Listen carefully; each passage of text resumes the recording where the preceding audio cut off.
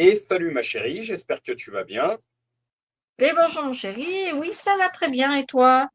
Ben, super, je suis l'heureux parrain d'une certaine Westline et pas Westline parce que tu me reprends à chaque fois.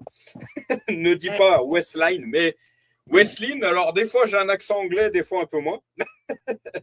Mais voilà. Ouais, une très très bonne journée. Donc le grade de parrain aujourd'hui que je vais honorer, tu sais, voilà, tu sais quel genre de papa et de père poule je peux être. Donc voilà, une heureuse nouvelle. Et toi de ton côté? ben moi ah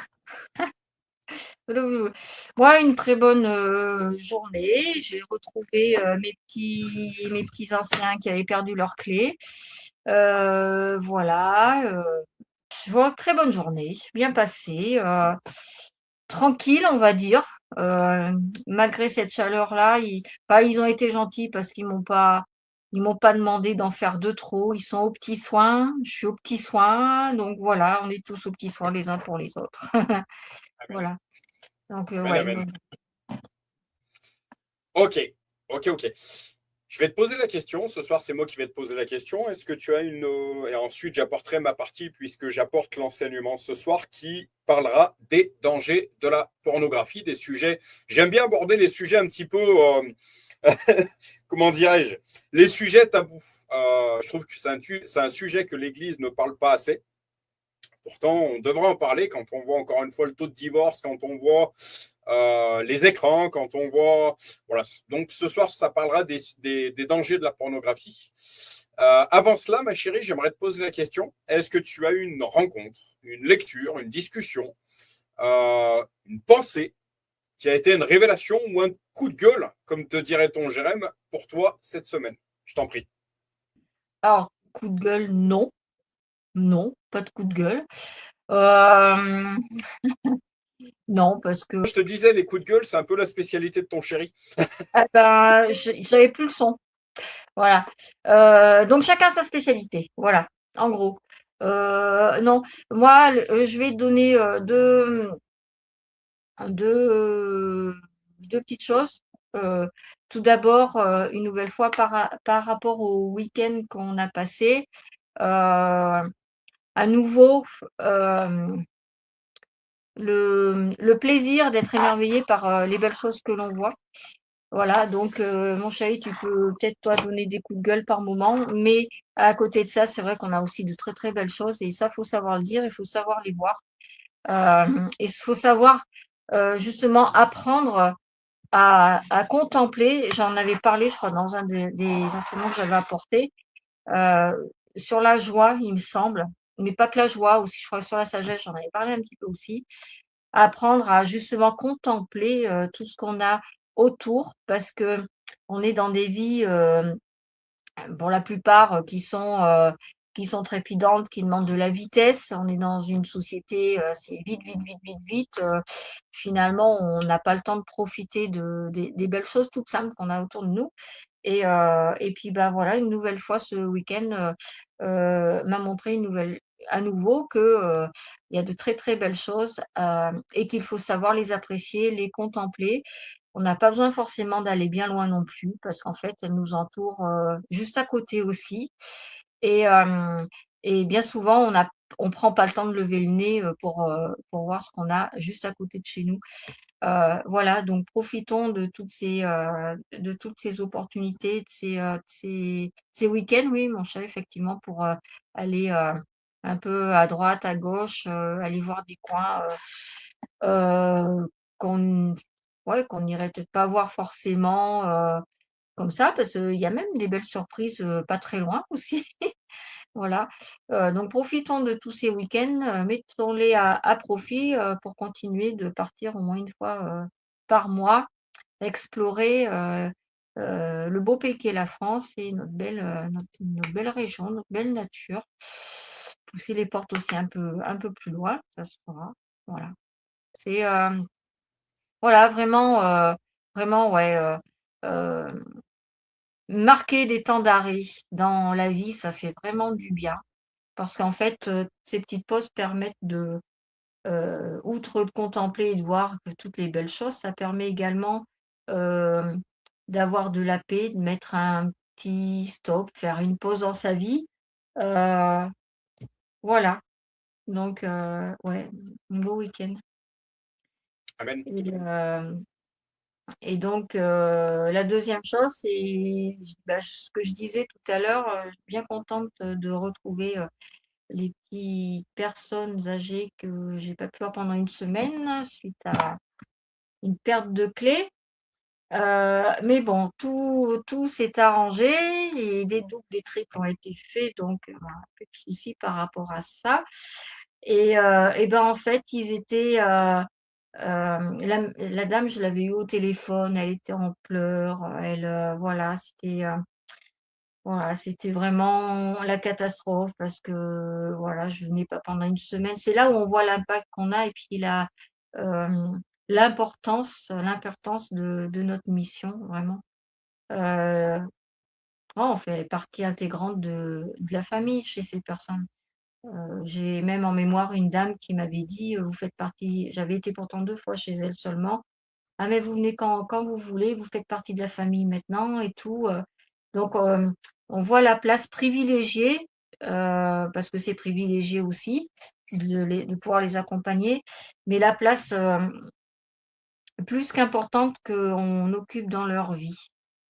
Parce que c'est une bouffée d'oxygène pour eux, parce que c'est un soulagement aussi, parce que c'est une connexion un petit peu aussi avec l'extérieur. C'est un lien social qui reste alors que ben, souvent, voilà, il y a quand même de l'isolement. Et, euh, et quand on est accueilli les bras grands ouverts avec un très beau sourire, et puis encore plus quand la personne elle est derrière la fenêtre et puis qu'elle regarde si tu arrives, oui, si c'est bien toi, elle regarde si la voiture c'est bien ça, c'est bien la bonne, ben, ça fait super plaisir. Voilà. Et on mesure vraiment l'importance de cette profession. J'ose croire que au vu du vieillissement de la population qu'on a en France et particulièrement dans notre région, j'ose croire que ce sont des petites mains, entre guillemets. Ça fait partie des petites mains qui seront de plus en plus reconnues et il le faut. Merci à tous ces organismes, euh, ces associations, parce que, bah, et les syndicats également, parce que les syndicats de la branche aide à domicile œuvrent énormément. Merci à eux également euh, ouais, pour faire avancer cette profession, pour la faire de plus en plus reconnaître, parce qu'il y a un énorme travail qui est fait.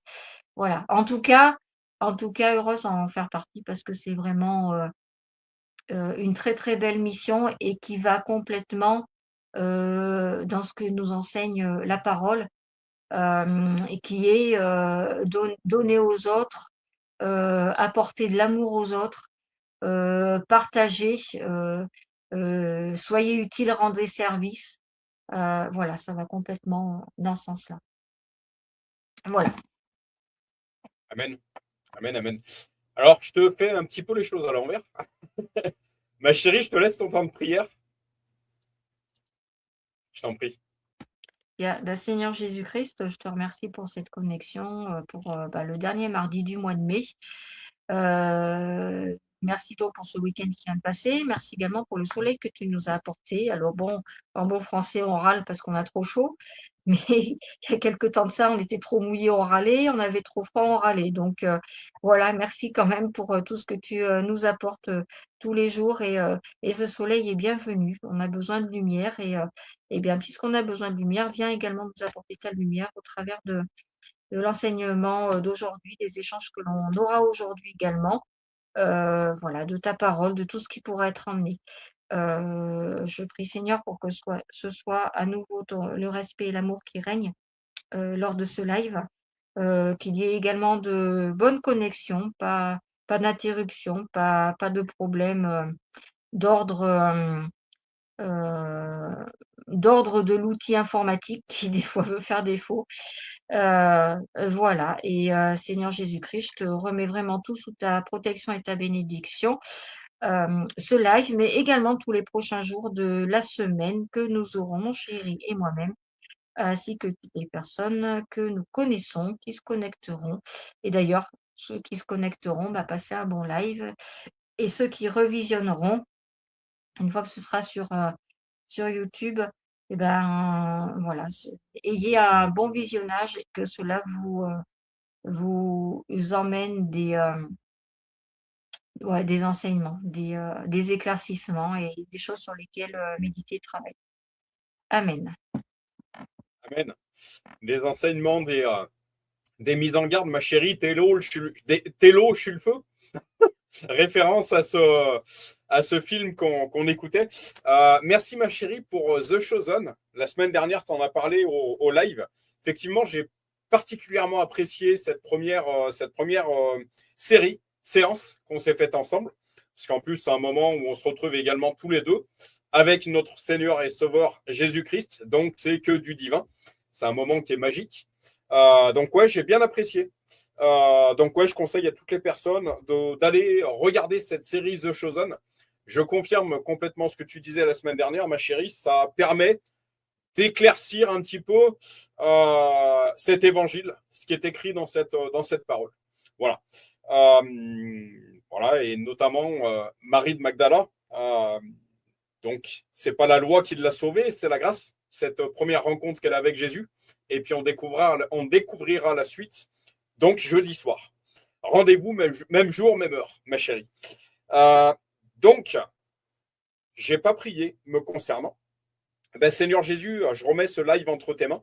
Voilà, que vraiment ce soit encore une fois tes fruits de l'esprit qui nous guident, amour, tempérance, bienveillance, etc. Et vraiment que ce live soit au bénéfice d'une multitude de personnes. J'aborde un sujet ce soir qui est celui de la pornographie. Je vais citer certains chiffres qui sont plutôt alarmants. On a actuellement, au niveau de l'actualité, de nouvelles choses qui sont mises à la lumière, notamment certains abus, que ce soit dans les crèches, je recite, dans des crèches, c'est grave, également au niveau des écoles élémentaires. En tant que père, ça me soucie particulièrement, donc c'est un sujet que je ne peux pas taire encore une fois. D'habitude, ce live est diffusé sur les réseaux sociaux. Malheureusement, quand on aborde certains sujets, nous sommes rapidement censurés. Donc, je ne peux pas diffuser ce live ce soir sur le réseau social que vous connaissez parce que je serai au risque de me faire censurer. Voilà. Donc, toutes les personnes retrouveront ce live sur YouTube, sur la chaîne YouTube, et je le diffuserai sur WhatsApp, qui est un peu moins rapide à censurer certaines vérités qu'on empêche peut-être de dévoiler. Une chose que j'aime te dire, ma chérie, aujourd'hui, je t'ai envoyé un message, ma chérie, tu m'as envoyé un message, ma chérie, je t'aime, mon amour, je te remercie. Et puis, il y a une chose que je te disais, moi aussi, et plus le temps avance, plus cet amour devient pur et divin à ton égard. Une chose que j'aimerais te dire, ma chérie, c'est que j'apprends également de nos différences. On est complémentaires, je te dirais. Tu es l'eau, je suis le feu, ou l'inverse, comme tu voudras. Mais encore une fois, d'être différent permet un certain équilibre. Heureusement, aujourd'hui, il y a une vision qui nous rassemble de plus en plus, qui est celle de Jésus-Christ et de l'Évangile. Merci, Seigneur. Je te demande de continuer, Seigneur, ton travail au milieu de notre couple, mais également dans l'intégralité de notre famille. Hier, j'ai parlé à Émilie, quand on a prié pour elle, de ce que j'ai expérimenté avec Alison et William. Tu sais, ma chérie, je vais apporter ce témoignage, ce sera mon témoignage. Je vais apporter ce témoignage, tu sais, ce fameux samedi soir, ce fameux vendredi soir, où je devais partir un week-end entier pour manœuvrer avec cette équipe de sauveteurs du côté de Lyon. Et puis, donc j'arrive, c'était un vendredi soir ou un samedi soir, je ne me rappelle plus. En tout cas, j'arrive du côté de Lyon, Yann vient me chercher, et puis William qui est en face de moi, mais qui était dans une période extrêmement compliquée. Il me fait état de ce qu'il vit dans son couple.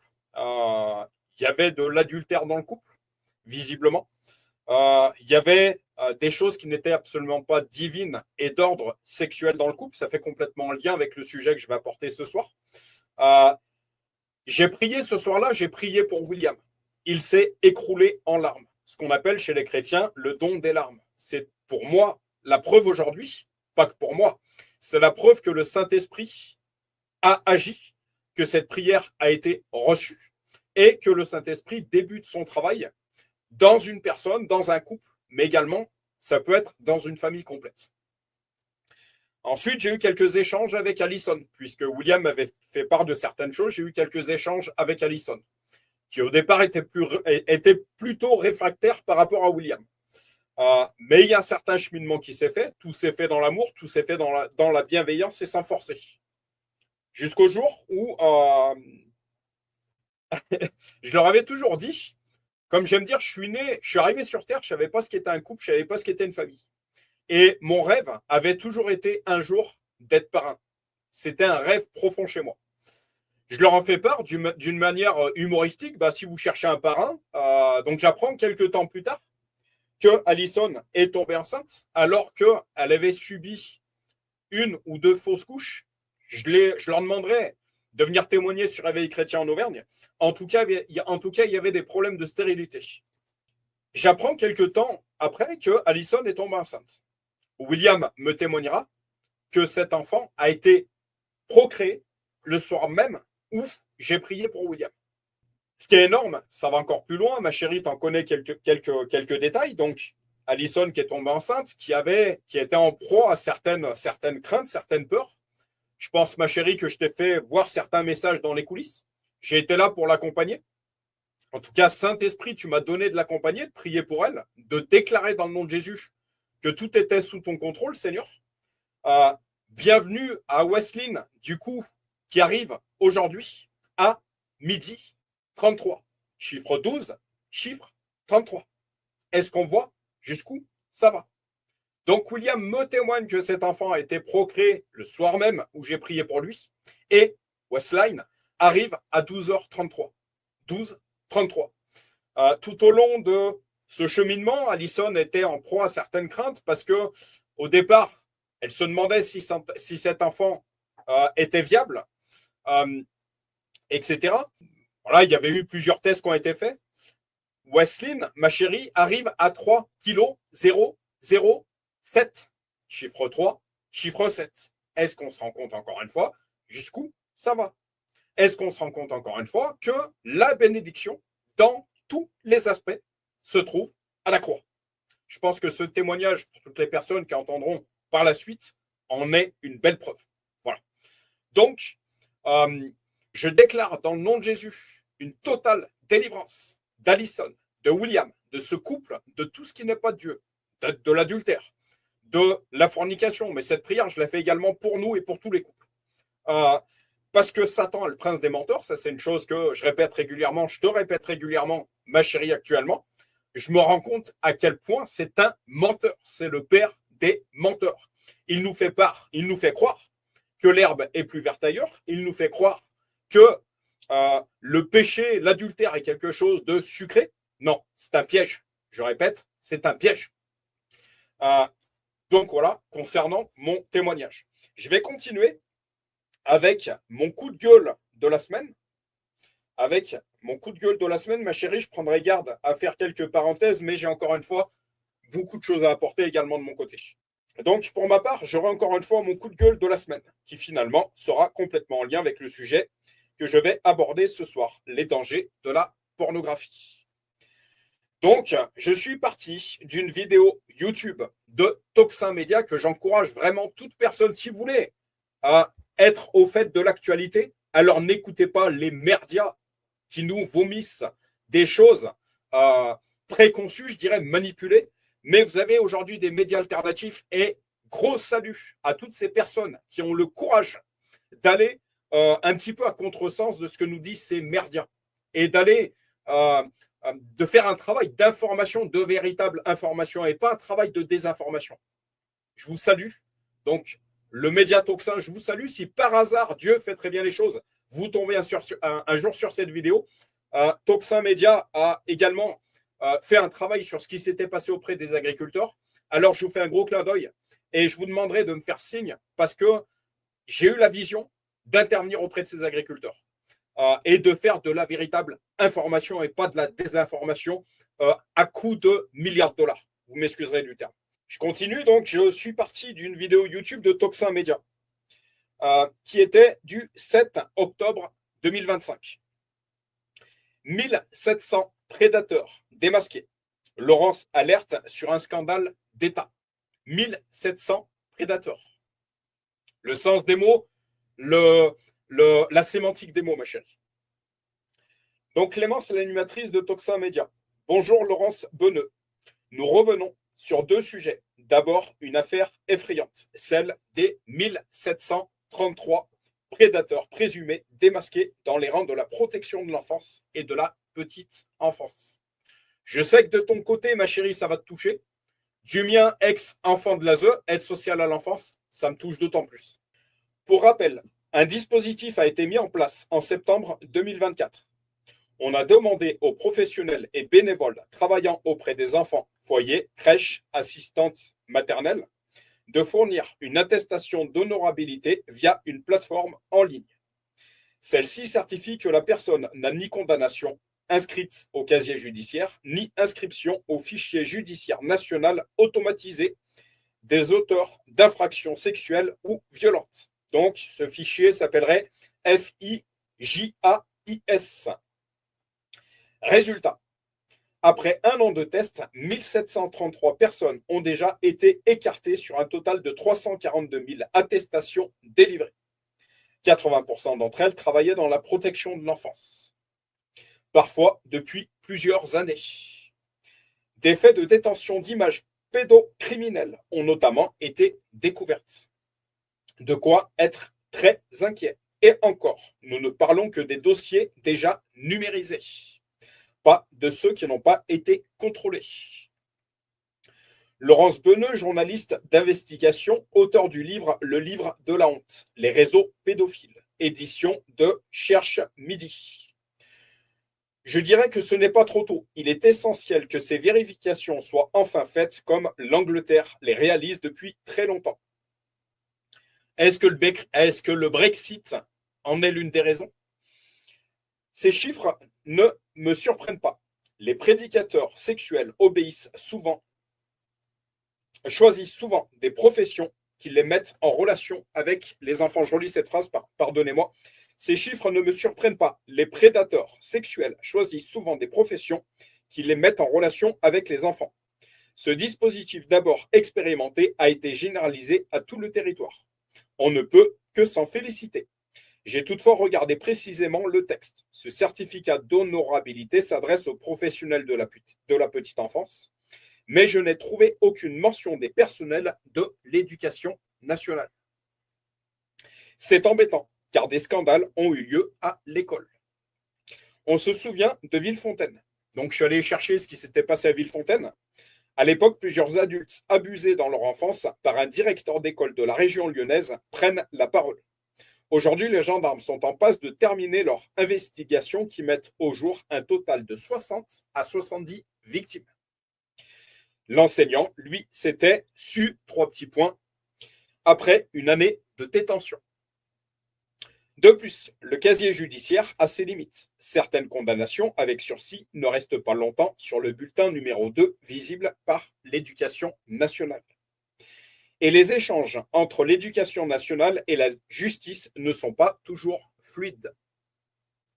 Ce dispositif n'aurait d'ailleurs pas empêché l'affaire de Skouarnek. Donc, je suis également allé voir ce qui s'est passé. Donc, cette histoire Skouarnek, ma chérie, peut-être que ça te remémore certaines choses. Donc, l'ex-chirurgien a été condamné en mai 2025 par la Cour criminelle du Morbihan à 20 ans de réclusion pour des violences sexuelles sur 299 victimes. La plupart des patients mineurs en état d'endormissement au moment des faits. Clémence, animatrice de Toxin Média. Exactement, on travaille à partir de dossiers existants, sans nouvelles enquêtes. Pour l'instant, seule la petite enfance et l'aide sociale à l'enfance sont concernés. L'éducation nationale ne l'est pas, alors que l'école est obligatoire. que nous y confions nos enfants sans choix possible. C'est la partie émergée de l'iceberg. Je vous parlais la semaine dernière d'un monsieur qui avait parlé à la radio, qui essayait de monter une école alternative, un petit peu à contresens de l'éducation nationale, qui a été inquiété. Que justice soit faite, père. Dimanche 17 mai 2026,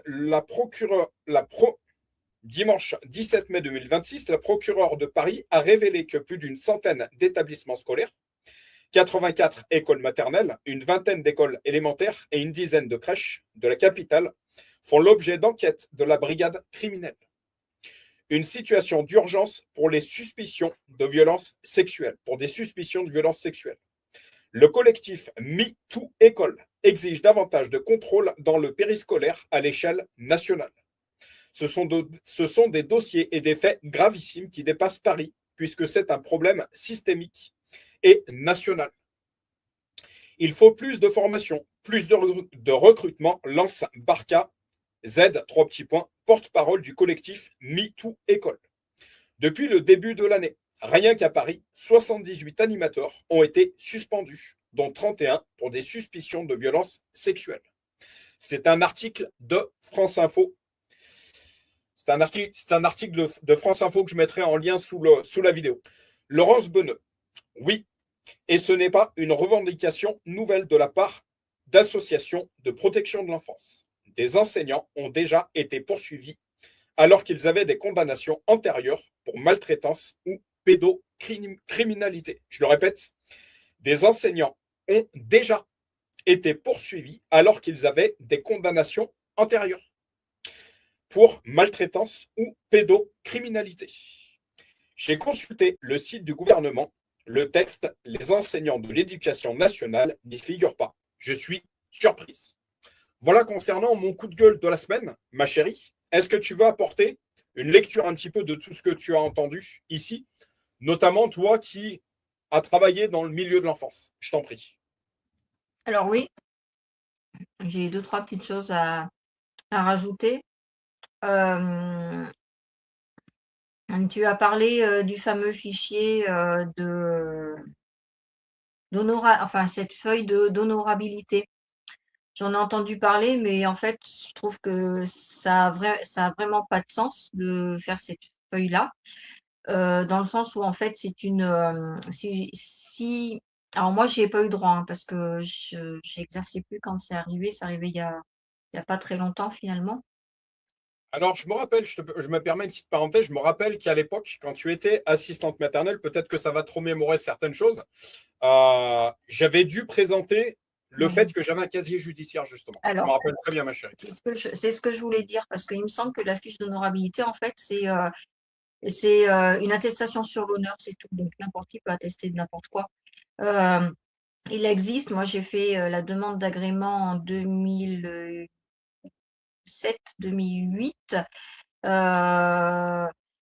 Déjà, à cette époque-là, 2007-2008, on demandait systématiquement dans le dossier d'agrément de fournir donc le casier judiciaire vierge, déjà, de nous-mêmes qui demandons l'agrément, et également de toutes les personnes majeures qui sont au domicile.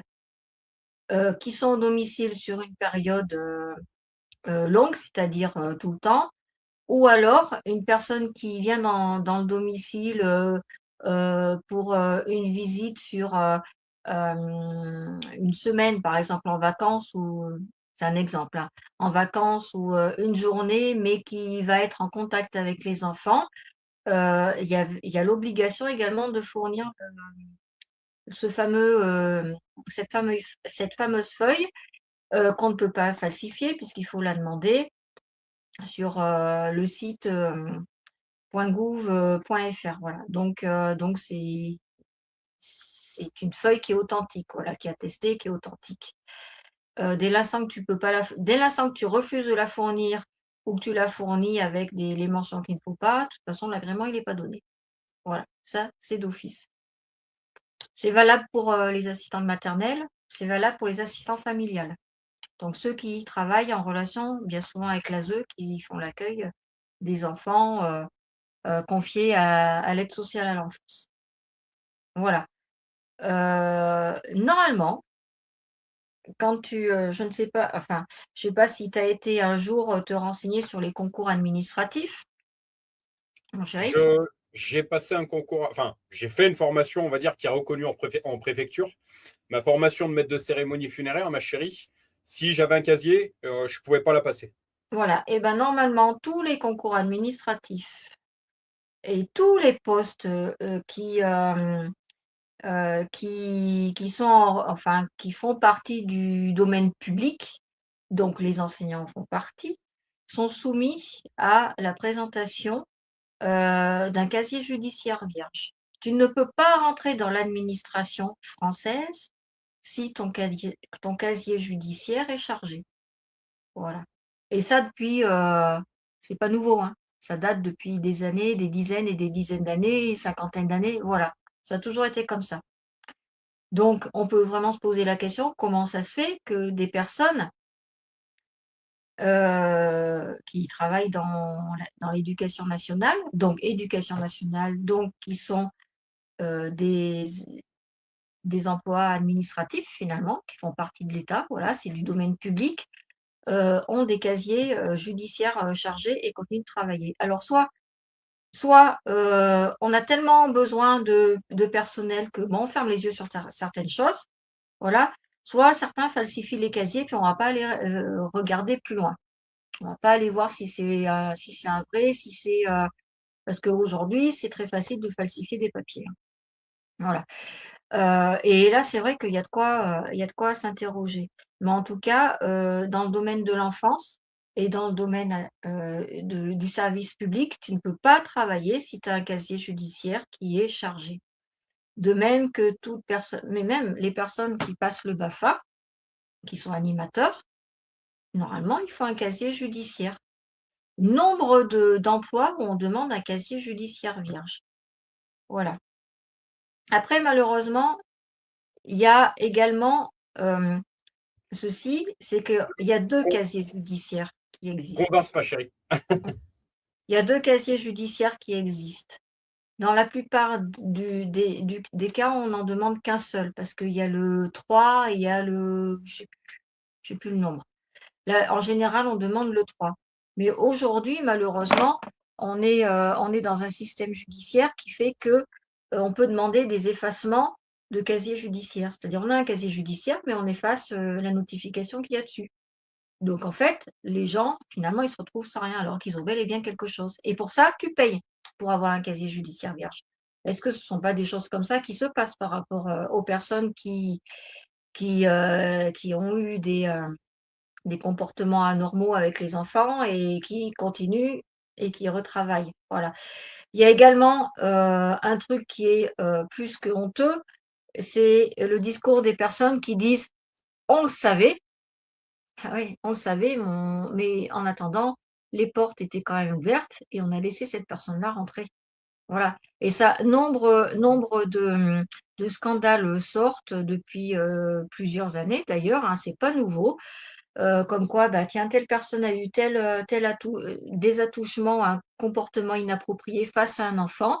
Et le résultat, c'est, mais tout le monde savait. Voilà. Sauf que personne n'avait rien dit, personne n'avait été chercher plus loin. Voilà. Et ça, c'est lamentable. C'est du même acabit pour les derniers lives, et puis je continuerai, ma chérie. C'est du même acabit pour, comme les choses qu'on a parlé des derniers lives, des médecins qui ont obéi aux ordres par peur de perdre leur emploi, donc leur salaire, donc leur famille. Les vétérinaires également, dernièrement, avec les agriculteurs.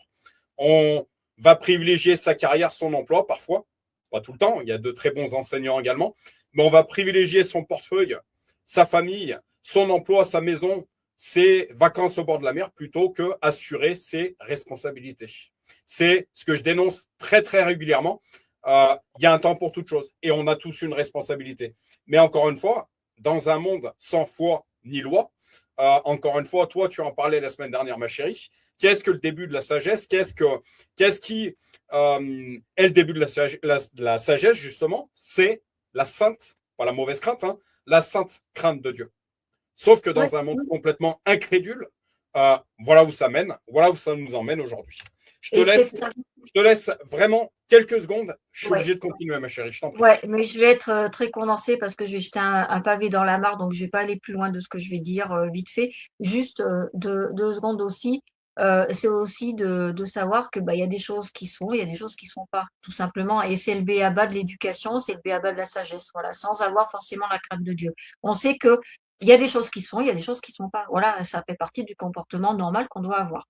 Maintenant, Sauf mon que pavé, sauf que dans un monde qui devient de plus en plus pervers, tu m'excuseras, et ça concerne une majorité. Moi, ce que je constate, encore une fois, quand je vais à une sortie d'école et quand je vois comment sont habillées certaines mamans, tu m'excuseras de m'en franc-parler aussi, je balance un pavé également, mais est-ce que ces mamans se respectent? Je me pose bien la question. Et quelle image tu laisses à ton enfant? et donc mon truc qui va peut-être en faire bondir plus d'un. Le nombre de vidéos que j'ai regardées, alors je les regarde plus maintenant parce que je connais, hein, je suis au fait, donc j'ai plus envie de regarder. Le Ah, nombre de vidéos que, j'ai visionnées de parents qui ont eu leurs enfants ôtés par, les services sociaux, placés à l'ASE et le gros scandale qui entoure l'ASE, à savoir que mais il y a beaucoup de choses qui vont être dévoilées avec l'affaire Epstein. On commence à en parler énormément, que l'ASE serait, alors je mets bien au conditionnel, l'ASE serait le premier fournisseur d'enfants. Alors quand j'entends des personnes, quand on fait le parallèle et qu'il y a des témoignages de parents qui sont vus enlever leurs enfants du jour au lendemain sans pas pouvoir les voir, sans avoir plus du tout la main dessus, en se demandant vraiment qu'est-ce qui se passait. Et certains d'ailleurs déplorent des changements de comportement, pas mal de choses aussi pour ceux qui ont la chance encore de côtoyer leurs enfants quand ils sont placés. Là, on peut se dire qu'il y a mais après ça va sortir, hein, c'est certainement dans les cartons.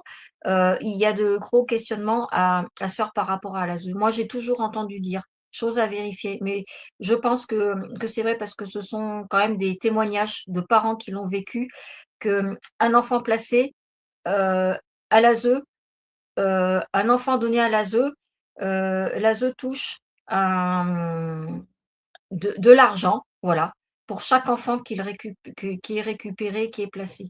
C'est un scandale parce que quand on voit après ce qui se passe, on a eu les on a eu l'exemple nous, dans notre région, une jeune fille de 14 ans, non pas de 14 ans, de 16 ans, parce que je crois que Rapidement, mon jusqu'à cœur, 16 s'il te ans, plaît.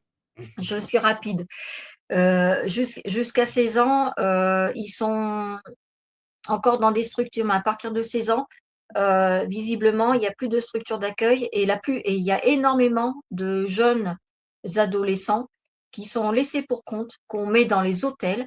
Et on a eu, il y a 2-3 ans de ça, ça a fait un scandale, une jeune fille de 14-15 ans qui s'est suicidée dans un hôtel, sur la région de Clermont-Ferrand.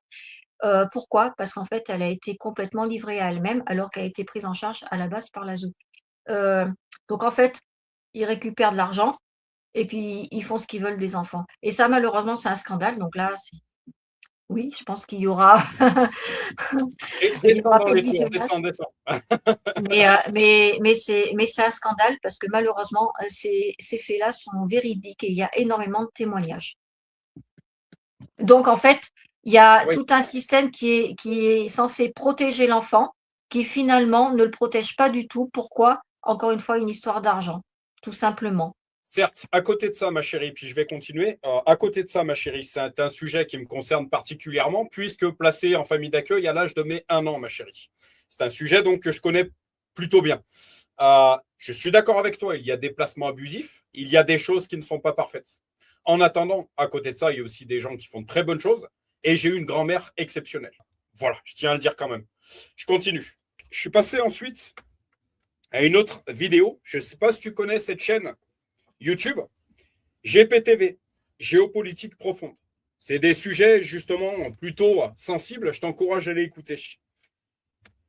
Pornographie, l'arme ultime de dépopulation. Marie Sharp, GPTV, géopolitique profonde.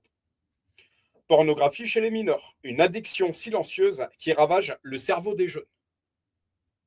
Selon une enquête, 100% des garçons de moins de 16 ans ont déjà vu du porno en ligne, souvent dès l'âge de 13 ans, voire avant. Je répète, souvent dès l'âge de 13 ans, voire avant. Donc quand ton Jérém, il te casse les pieds avec ses écrans et qui te dit « attention », un phénomène qui touche désormais aussi les filles. Cette exposition précoce et répétée provoque anxiété, dépression, troubles de la concentration, modifications cérébrales et bloque la vie sexuelle et affective. On a aujourd'hui des jeunes, vous m'excuserez du terme, mais je constate qu'aujourd'hui, on est face à des jeunes qui sont complètement vides. Elle aggrave également les violences sexuelles, notamment en milieu scolaire, pour faire lien avec la première information. Face à ce constat alarmant, des questions émergent. Pourquoi notre jeunesse vit-elle une forme d'inversion des valeurs? Le porno permet-il de contrôler cette jeunesse? Favorise-t-il une société du viol? Point d'interrogation. Autant de questions auxquelles répond Marie Sharp, avocate et présidente de The Reward Foundation, une fondation qui lutte contre la pornographie chez les mineurs. La pornographie est une cocaïne digitale. Je répète, la pornographie est une cocaïne digitale. Pour celles et ceux qui sous-estiment l'action des écrans. Encore une fois. Comme quelque chose d'invisible, accessible sur Internet, peut ravager le cerveau au même titre que la cocaïne, l'héroïne ou l'alcool, s'interroge Marie Sharp. Comment? Elle explique que le cerveau des jeunes est extrêmement malléable. Ils apprennent très vite, mais risquent aussi d'intégrer des comportements néfastes pour leur épanouissement futur. Patrick Pazin, éditeur du livre « Les ravages du porno sur le cerveau », ajoute « Je n'imaginais pas que la pornographie en ligne avait pris une telle ampleur. Aujourd'hui, tous les garçons et presque toutes les filles de 18 ans en ont vu. Les conséquences sont massives. » Il rappelle que Gary Wilson, spécialiste de l'addiction aujourd'hui décédé, s'attendait à recueillir une centaine de témoignages. Il en a reçu plus de 100 millions venant du monde, plus de 100 000 venant du monde entier. L'addiction au porno est un phénomène mondial. Un piège invisible. Les enfants ne deviennent pas accros du jour au lendemain, précise Marie Sharp. L'addiction se développe progressivement, touchant davantage les jeunes ayant connu des difficultés durant l'enfance. À l'adolescence, les connexions neuronales les plus utilisées deviennent très fortes, tandis que celles liées à la communication, à la résolution de problèmes ou aux relations réelles s'affaiblissent. La dopamine joue un rôle clé. Elle n'est pas le plaisir lui-même, mais l'anticipation du plaisir. Elle pousse à chercher, à répéter, et ces répétitions créent des habitudes, puis des addictions. C'est également ce qu'on appelle le phénomène de possession dans le milieu chrétien. Les symptômes de sevrage, perte de contrôle, compulsivité, conséquences négatives dans le travail et les relations sont typiques de toute dépendance. Effet de groupe et banalisation. Comment les jeunes découvrent-ils ces images? Par un ami, un frère aîné, ou parfois par hasard sur Internet. On a nos jeunes qui aujourd'hui ont tous un téléphone portable. Alors soyons suffisamment lucides en tant que parents et suffisamment avertissons nos enfants. Pour les digitales natives, le smartphone est la première source d'information sur la sexualité. L'effet de groupe est puissant. Certaines filles regardent parce que tout le monde le fait. Parce qu'il faut faire comme tout le monde. Ah oui, mais tous ces enfants ont un téléphone portable, donc je suis obligé d'en offrir un à mon enfant. Arrêtez. Je préfère passer pour un moins que rien, mais protéger mon enfant. Conséquences physiques et psychologiques. L'addiction entraîne une désensibilisation. La réalité ne peut plus rivaliser avec l'excitation artificielle et surpuissante des vidéos. Chez les jeunes hommes, cela conduit à l'impuissance dès 22 ou 23 ans. Chez les femmes, on observe une perte d'attirance pour leur partenaire réel, remplacée par des sextoys ou des récits érotiques. Comme j'aime dire aujourd'hui, on a beaucoup de personnes qui ne font plus la différence entre le virtuel et le réel. L'industrie du sextoy pèse des dizaines de milliards de dollars par an. Donc, je suis allé faire cette recherche. Aujourd'hui, 50% des hommes ont déjà utilisé un sextoy. 50% des hommes. Alors qu'il n'était que 16% en 2009. L'augmentation est similaire chez les femmes, puisqu'elles sont en 2023 52% à s'adonner à cette pratique, contre 14% en 2009. La démocratisation des sextoys est notamment due à des stratégies de marketing digital très offensives. Il a été observé que la crise Covid a également eu un impact. Les personnes confinées ont eu plus tendance à développer une sexualité solitaire.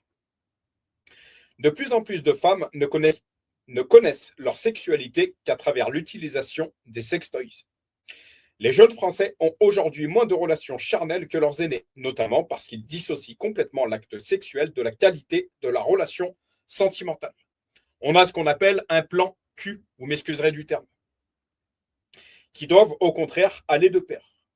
Il ne faut pas leur laisser croire que l'avenir orgasmique se trouve dans les sextoys et le casque virtuel, car rien ne remplace la sexualité naturelle. Pourquoi, docteur? On a aujourd'hui des gens qui entretiennent des relations avec un robot, avec l'intelligence artificielle. Est-ce qu'on se rend compte? Où ça va? Un capitalisme limbique. Marie Sharp parle d'un capitalisme limbique, un système commercial technologiquement avancé, mais socialement régressif. Je suis allé faire donc cette recherche. Le système limbique, appelé parfois cerveau limbique ou cerveau émotionnel, est le groupe de structures de l'encéphale jouant un rôle très important dans le comportement et dans diverses émotions comme l'agressivité, la douleur morale, la peur, le plaisir, ainsi que la formation de la mémoire. Et on a ensuite, je peux également le témoigner moi-même, on a ensuite des images qui mettent des années, voire des décennies à disparaître de nos pensées. Ce que notre Jean-Mi appellerait les bleus de l'âme. Des industries mondiales, souvent avec la complicité de gouvernements et d'organisations criminelles, encouragent la consommation excessive et la dépendance. Le marché mondial des sextoys était évalué à 46 milliards de dollars en 2025 et devrait passer de 49,1 milliards de dollars en 2026 à 102 milliards de dollars d'ici 2035, avec un taux de croissance annuel composé TCAC de 8,4%, selon le dernier rapport publié par Global Market Insight INC. On utilise la science du cerveau pour rendre accro sans que les gens le sachent. Ce que j'ai mis entre parenthèses, c'est ce qu'on appelle tout simplement de la manipulation de conscience. Amener les consommateurs à acheter un produit qu'ils n'auraient pas acheté autrement. Dépenses, contrôle et dénatalité. Dépenses, contrôle et dénatalité. Le porno participe-t-il à un agenda de dépopulation? Plusieurs intervenants n'en doutent pas. Au Japon, la chute de la natalité, plusieurs millions d'habitants perdus, coïncide avec une très forte consommation de pornographie violente et addictive. Je suis allé faire cette recherche. Pour la deuxième année de suite, l'archipel enregistre un record à la baisse du nombre de naissances. Selon le ministère de la Gestion publique, le Japon comptait 124,3 millions d'habitants au 1er janvier 2025, étrangers compris. Ce chiffre ne devrait pas dépasser 87 millions en 2070. À notre simple échelle, ma chérie, on avait constaté, toi qui étais assistante maternelle, ne plus trouver de travail dans certains secteurs. Les jeunes générations perdent le désir et la capacité d'avoir des relations réelles. Une situation inquiétante. En 10 ans, le nombre de naissances annuelles a baissé de 155 000 en France, d'après les données de l'INSEE publiées jeudi 8 janvier. Le nombre de naissances quotidien moyen a reculé de 2,4% en France en 2025 par rapport à la même période en 2024. Moins d'une semaine plus tard, un autre chiffre est venu confirmer cette tendance. Pour la dernière fois depuis la fin de la Seconde Guerre mondiale, le solde naturel de la France a été négatif en 2025. C'est-à-dire qu'il y a eu 6 000 morts de plus que de naissances sur l'année. Je relis cette phrase. Pour la première fois depuis la fin de la Seconde Guerre mondiale, le solde annuel de la France a été négatif. Depuis le début du 21e siècle, les objets numériques ont pris une place prépondérante dans la vie d'une majorité de Français. Le téléphone, notamment, est aujourd'hui au sein de nombreux foyers. Et la jeune génération est née avec, s'habituant à sa présence et à son utilisation. On a même des jouets qui représentent des téléphones portables pour les plus jeunes enfants. Hérésie de hérésie. Alors, comment cette présence a-t-elle joué un rôle dans la baisse des relations sexuelles? Il y a forcément l'impact des écrans. Je répète, il y a forcément l'impact des écrans. On le sait, cette génération est beaucoup sur les écrans avec les téléphones et les réseaux sociaux. Il y a mieux à faire et on peut vite être absorbé par ce que l'on voit sur les réseaux sociaux. Ce que j'aime dire aujourd'hui, c'est qu'on voit des jeunes, beaucoup de jeunes, enfermés dans leur chambre, absorbés par ces écrans. En passant son temps à scroller, donc on a moins d'espace mental pour érotiser, pour être en lien. On a tout un tas de jeunes qui sont complètement déconnectés de la réalité de ce monde. Une chose que j'aime dire, la vie, elle est dehors et pas enfermée dans une chambre. Et on a des jeunes qui, aujourd'hui, n'ont plus aucun lien social. C'est grave. Les réseaux sociaux ont un effet néfaste sur la santé mentale de la jeunesse, à en croire une étude de l'ANSES. Mais ils jouent également un rôle sur leur sexualité, que ce soit par le temps passé à scroller, mais également par le contenu partagé sur ces plateformes. Et tout ce qui est partagé, moi qui suis régulièrement sur les réseaux sociaux, encore une fois, je vous dirais que la sexualité, la tentation, la séduction y est fortement. Ça, c'est clair. Les consommateurs réguliers de films pour adultes prennent un risque, celui de développer une addiction à la pornographie. Toutes les addictions ont des répercussions sur la santé. Également l'addiction au téléphone portable. Le cybersexe peut particulièrement devenir problématique. La pornographie peut favoriser des problèmes émotifs, dépression, culpabilité, honte, etc. Relationnel, isolement social. Je répète, isolement social, professionnel ou scolaire. Moindre productivité ou diminution globale des performances. Et on a ensuite toute une génération qui doit aller justement chez certains spécialistes parce qu'ils n'arrivent plus à parler de manière normale. Voilà. Je continue. Ce n'est pas tout. La sexualité peut également être affectée avec dysfonction érectile, impuissance, éjaculation précoce, troubles du désir, etc. La pornographie peut même conduire à l'infidélité ou à une perte d'intérêt pour les relations.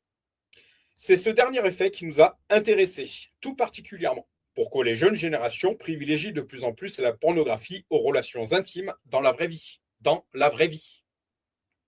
Dans cette génération, ils se disent « c'est plus facile d'être avec mon support visuel ou d'être tout seul ». Que ce soit les hommes ou les femmes, plutôt que d'être en relation avec quelqu'un. Pour certains hommes et jeunes hommes, la pornographie et se masturber, c'est très rassurant et ils savent exactement où ils vont. Une consommation qui peut alors devenir une zone de confort pour ces jeunes. Ils savent exactement qu'ils ne vont pas être jugés sur leur performance, alors que quand ils sont à deux, c'est plus difficile. C'est un peu une zone de confort, mais qui n'est pas forcément satisfaite. Donc, c'était un article de CNews que je mettrai en lien sous la vidéo. Violence sexuelle et culture du viol. Je répète, violence sexuelle et culture. Le sens des mots, culture. Violence sexuelle et culture du viol. En Écosse, où Marthe était avocate, 60% des cas de viol comportent désormais de l'étranglement sexuel. 60%. Une pratique quasi inexistante il y a une génération. Ce phénomène est directement importé des vidéos pornographiques qui normalisent ce qu'ils appellent le Brett's Play, jeu respiratoire, et d'autres violences. La strangulation, entre parenthèses, étranglement sexuel, pratique au lit inspiré du porno, serait la deuxième cause d'AVC chez les femmes de moins de 40 ans. Deuxième cause d'AVC. Responsabilité, parents, État, médecin. Responsabilité, parents, État, médecin. Les parents ont un rôle clé, mais beaucoup idéalisent leur enfant ou ferment les yeux. Ah mais non, pas lui, pas elle. Patry éditeur, auteur, producteur, réalisateur de documentaires et conférencier insiste. Notre génération, 40-50 ans, connaît la technologie. On ne peut pas prétendre ignorer ce que nos enfants font en ligne. On ne peut pas prétendre ignorer ce que nos enfants font. On sait ce qu'est un téléphone. Nos arrière-grands-parents, peut-être pas, nous, on sait ce que c'est. Il ne s'agit pas de culpabiliser, mais d'éduquer. L'État doit agir. L'interdiction des sites aux mineurs est une bonne mesure, mais insuffisante, sans contrôle efficace. Les médecins trop souvent liés au laboratoire, ne savent pas ou ne veulent pas reconnaître l'addiction au porno. En 2023, les revenus du porno s'élevaient à 140 milliards de dollars par an, dont 17 milliards aux États-Unis. Nous devons nous interroger sur les intérêts financiers colossaux qui se cachent derrière cette industrie. Moi qui aime la femme, j'ai été élevé par une femme, j'ai 2 filles, j'ai 2 belles filles également, mais la violence faite aux femmes, mais également la violence faite aux hommes, ça existe aujourd'hui également. L'Organisation mondiale de la santé, OMS, subit des pressions de l'industrie pornographique qui finance de faux chercheurs pour contrer toute reconnaissance de l'addiction. La pornographie est une industrie qui a fait de l'exploitation et la marchandisation du corps et de la sexualité des femmes un business à l'échelle mondiale. Les chiffres sont connus et méritent d'être rappelés. En 2022, selon les sources citées par le rapport fait par l'Alliance Vita, la pornographie représente 27% du trafic vidéo en ligne. 136 milliards de vidéos sont visionnées chaque année. Si le chiffre d'affaires stricto sensu du secteur de la pornographie est estimé à 7,5 milliards au niveau mondial, il faut ajouter les revenus générés par le trafic. L'estimation fournie dans l'étude est de 140 milliards de dollars. Le chiffre d'affaires de Net, 3 petits points, pour comparaison, est de 25 milliards. Les intérêts financiers sont donc colossaux. Ces intérêts économiques ont engendré un phénomène classique de concentration de l'industrie. La société MindGeek, basée au Canada, détenant les plus grosses plateformes de diffusion de contenu.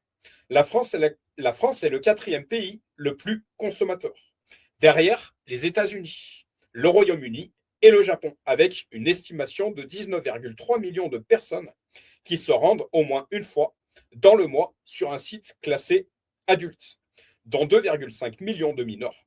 Je répète, dont 2,5 millions de mineurs. Le public consommateur s'est élargi avec cet accès massif et facilité. 2 tiers des enfants de moins de 15 ans et 1 tiers des enfants de moins de 12 ans ont déjà eu accès à des images pornographiques. Je répète, 2 tiers des enfants de moins de 15 ans et 1 tiers des enfants de moins de 12 ans ont déjà eu accès à des images pornographiques.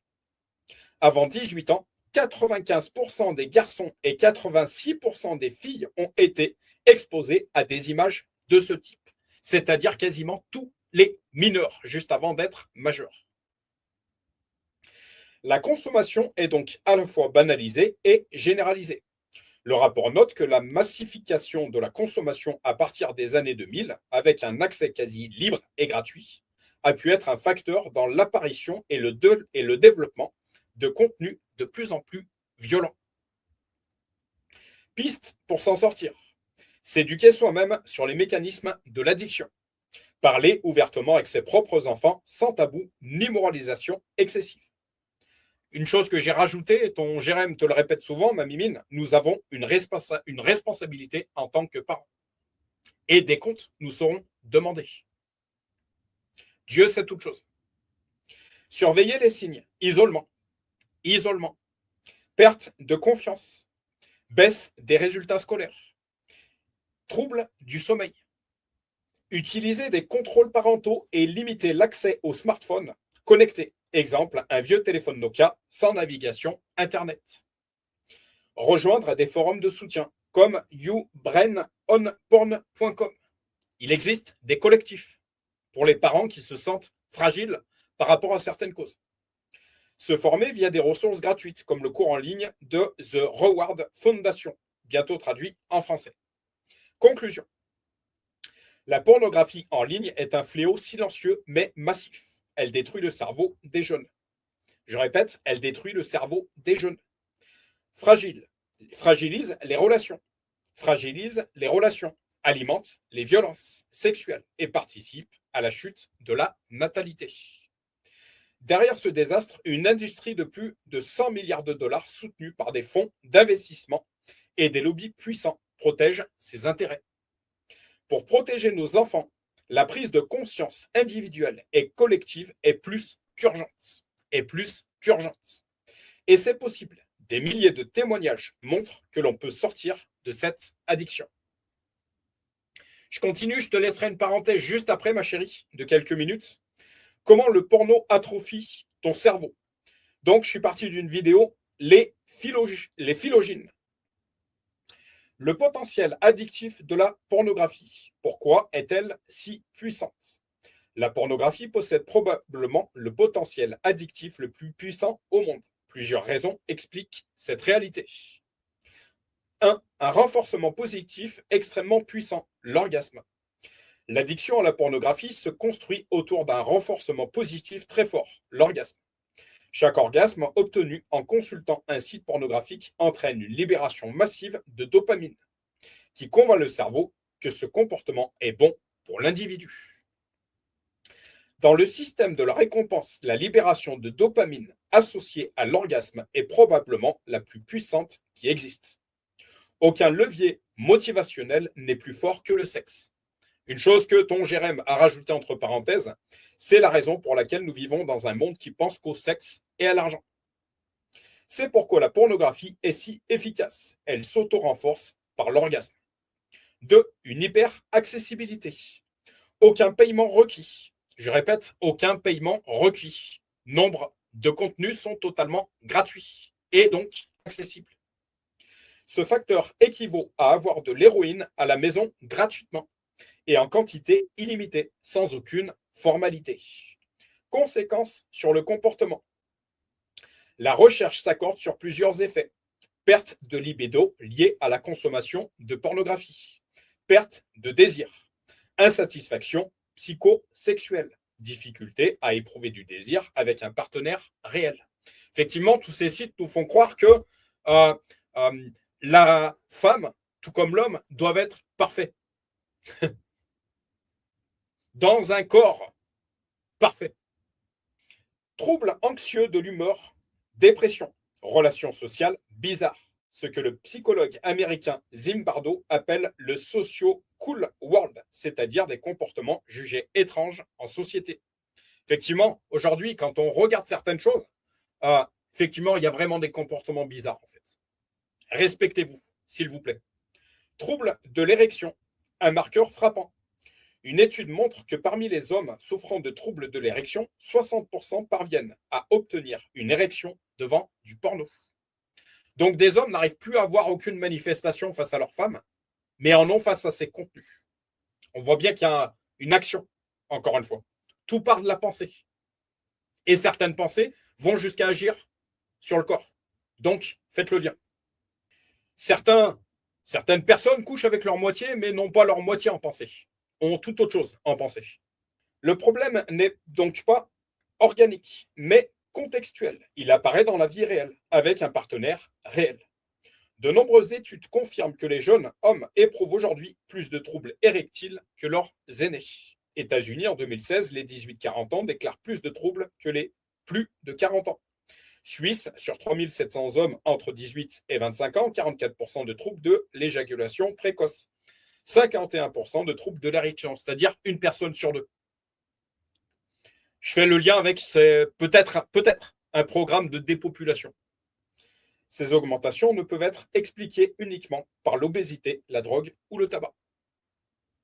Conséquences sur le cerveau, neuroplasticité et système de la récompense. Le système de la récompense pousse à rechercher ce qui est bon pour la survie et la reproduction, nourriture, sexe, etc., via la dopamine, principalement liée à la nouveauté. Ça, c'est une chose que j'ai ajoutée. Une carence en dopamine, non, c'est pas moi, pardon. Une carence en dopamine est symbolisée par une dégradation des neurodopaminergiques.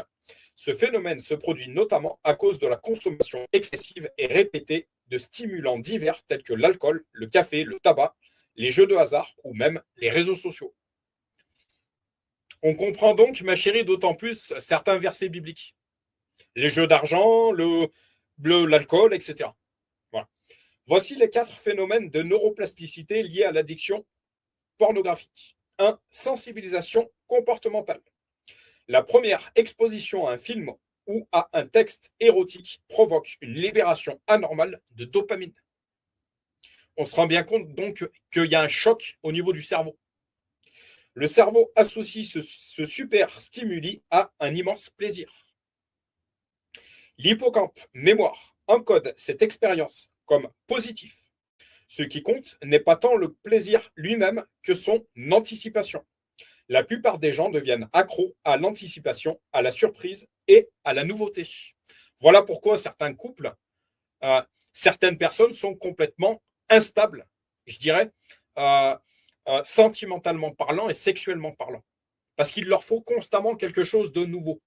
Voilà ce que ça déclenche, ce genre de contenu. Désensibilisation comportementale. Le cerveau réduit le nombre de récepteurs à la dopamine. Conséquence, moins de plaisir pour les choses simples. Risque dépressif. Perte de motivation. Tolérance. Besoin de contenu toujours plus extrême pour retrouver le même effet. Et on a aujourd'hui ce phénomène d'étranglement qui cause, qui provoque la deuxième cause d'AVC chez la femme aujourd'hui. 3. Anxiété. L'amygdale, peur, grossit. La consommation ne vise plus le plaisir, mais la réduction d'une tension anxieuse. Le porno devient le seul moyen de ne pas être anxieux.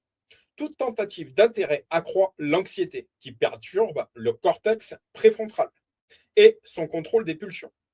L'amygdale représente une sorte de nœud central dans le circuit neuronal de la peur.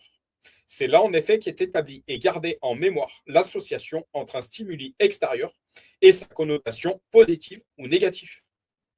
À l'image d'un chef d'orchestre, le cortex préfrontal dorso-médian reçoit des signaux de diverses régions du cerveau ayant des significations émotionnelles positives ou négatives et coordonne l'activité des réseaux neuronaux pour produire des comportements adaptés à chaque situation. Les fonctions principales du cortex préfrontal sont la régulation du comportement, les fonctions cognitives et exécutives, la pensée abstraite et la prise de décision. Certaines personnes sont aujourd'hui incapables de prendre des décisions. Certaines sous-régions possèdent des fonctions majeures qui leur sont propres lors de l'exécution de ces tâches. Mais elles ne fonctionnent pas indépendamment, au contraire, elles collaborent de manière intégrée. Hypofrontalité, atrophie frontale. Phénomène le plus inquiétant, perte de matière grise dans le cortex préfrontal. Je répète, perte de matière grise. En gros, ça rend les gens stupides. Et une question que je me pose régulièrement dans ces lives, est-ce que ce monde a encore du bon sens? Donc, fonction exécutive, concentration, attention, décision, régulation émotionnelle, planification à long terme. Les circuits entre le cortex préfrontal et le système limbique s'affaiblissent. Conséquence, perte de concentration. Impulsivité. Je pense qu'aujourd'hui, les faits divers nous montrent qu'il y a un problème d'impulsivité également dans cette société. Trouble de l'humeur. Difficulté de régulation émotionnelle. Préoccupation excessive pour la pornographie. Dans l'addiction, le cortex préfrontal, cerveau récent, lutte contre le cerveau archaïque, système limbique. La pulsion cherche à dominer. Le cerveau archaïque ou reptilien ou cerveau des réflexes s'est développé il y a entre 400 et 600 millions d'années avec les reptiles, poissons, batraciens. C'est le cerveau de nos réflexes innés de survie. On agit en quelques millisecondes, on pense après. Une phrase que j'aimerais répéter, que je viens de lire, la pulsion cherche à dominer. On se rend bien compte qu'actuellement, dans ce monde, la pulsion domine sur la réflexion. Cas particulier, les adolescents. Tous ces effets sont amplifiés chez les adolescents, dont le cerveau, notamment le cortex préfrontal et l'amygdale, n'est pas mature. La plasticité cérébrale est maximale, ce qui peut laisser des empreintes irréversibles.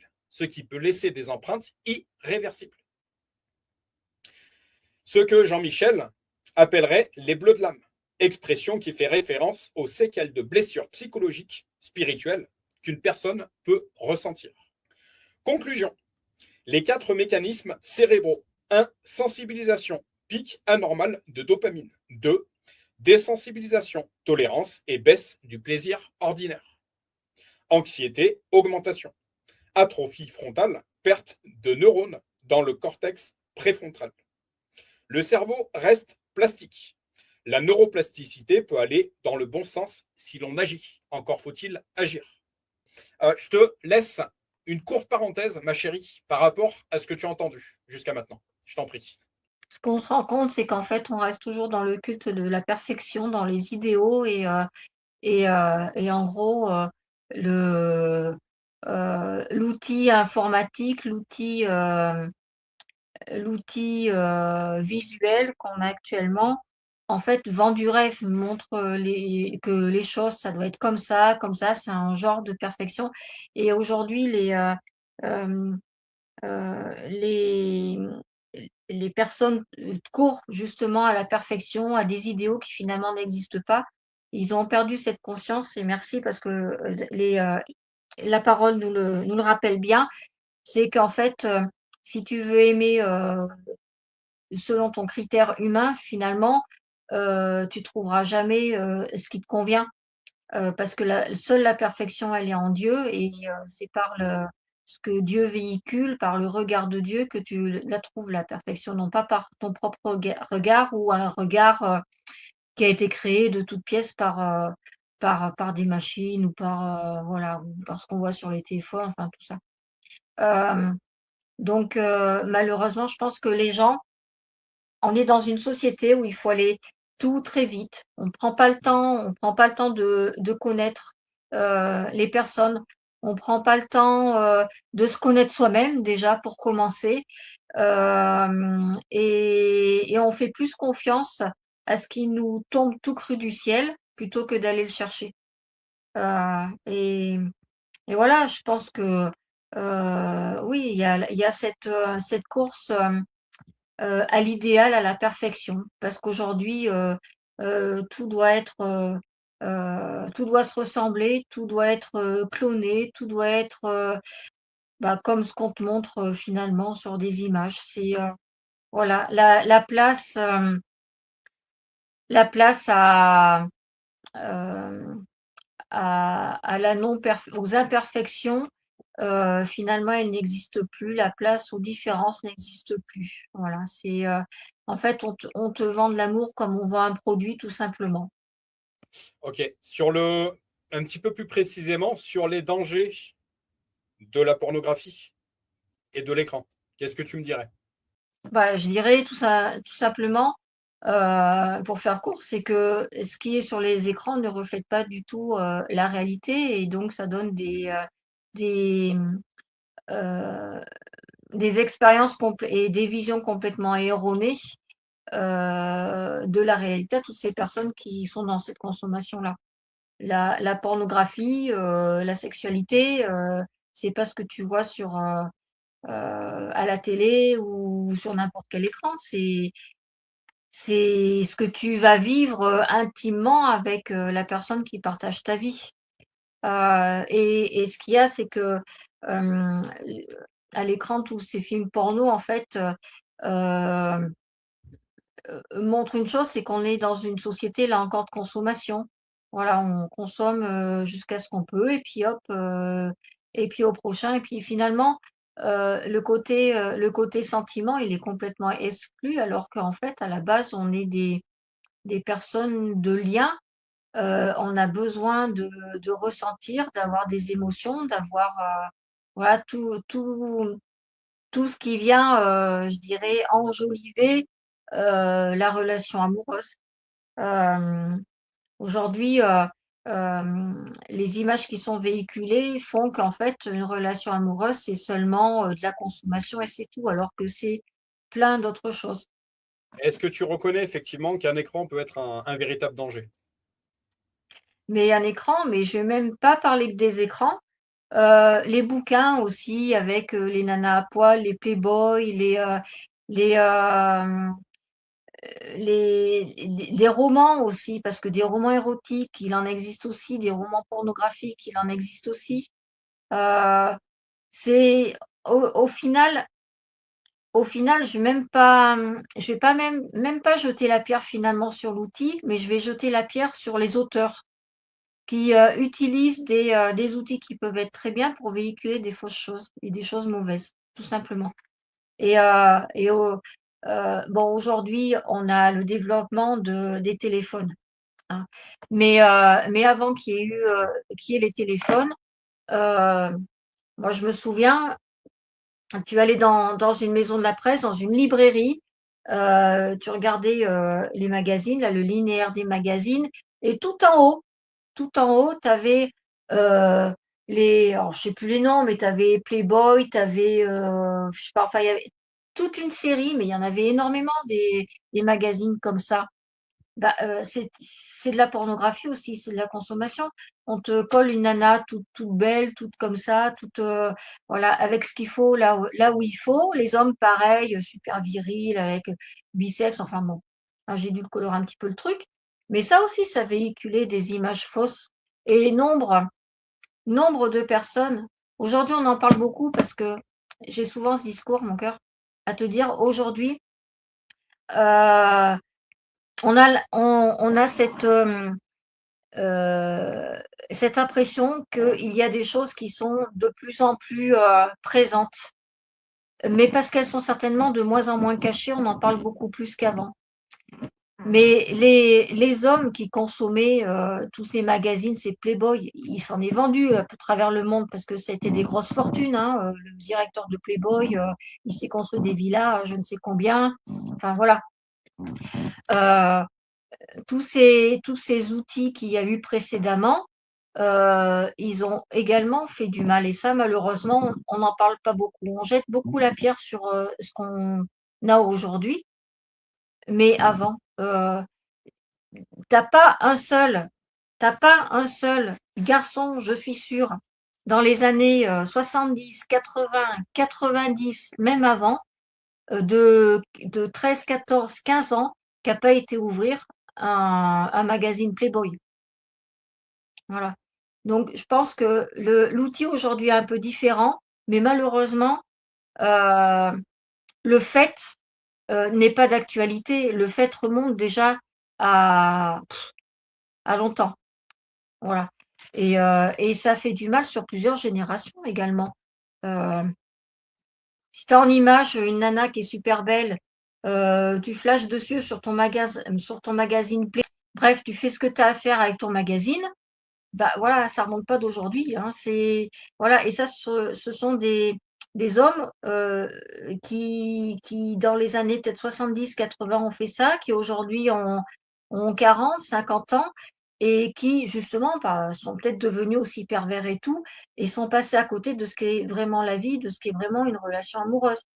Voilà. Je te dis, je vais pas jeter le blâme sur l'outil, mais encore une fois, comme tu dis souvent, c'est celui qui l'utilise, mais également pour celui qui l'utilise, qui le consomme, mais également celui qui l'utilise pour emmener des choses néfastes aux autres. Voilà. Yes. Je vais te faire une petite parenthèse par rapport à ça, avec ma vision d'homme, né en 84. En toute honnêteté, j'ai été, avant d'être en Christ, consommateur. Alors, j'ai toujours eu comme une limite à ne pas franchir, ma chérie, c'est que j'ai toujours consommé de l'érotique et jamais du pornographique. Parce que déjà, moi, intérieurement, je trouvais déjà que le porno, c'était moche, c'est de la boucherie. Sincèrement, c'est de la boucherie. C'est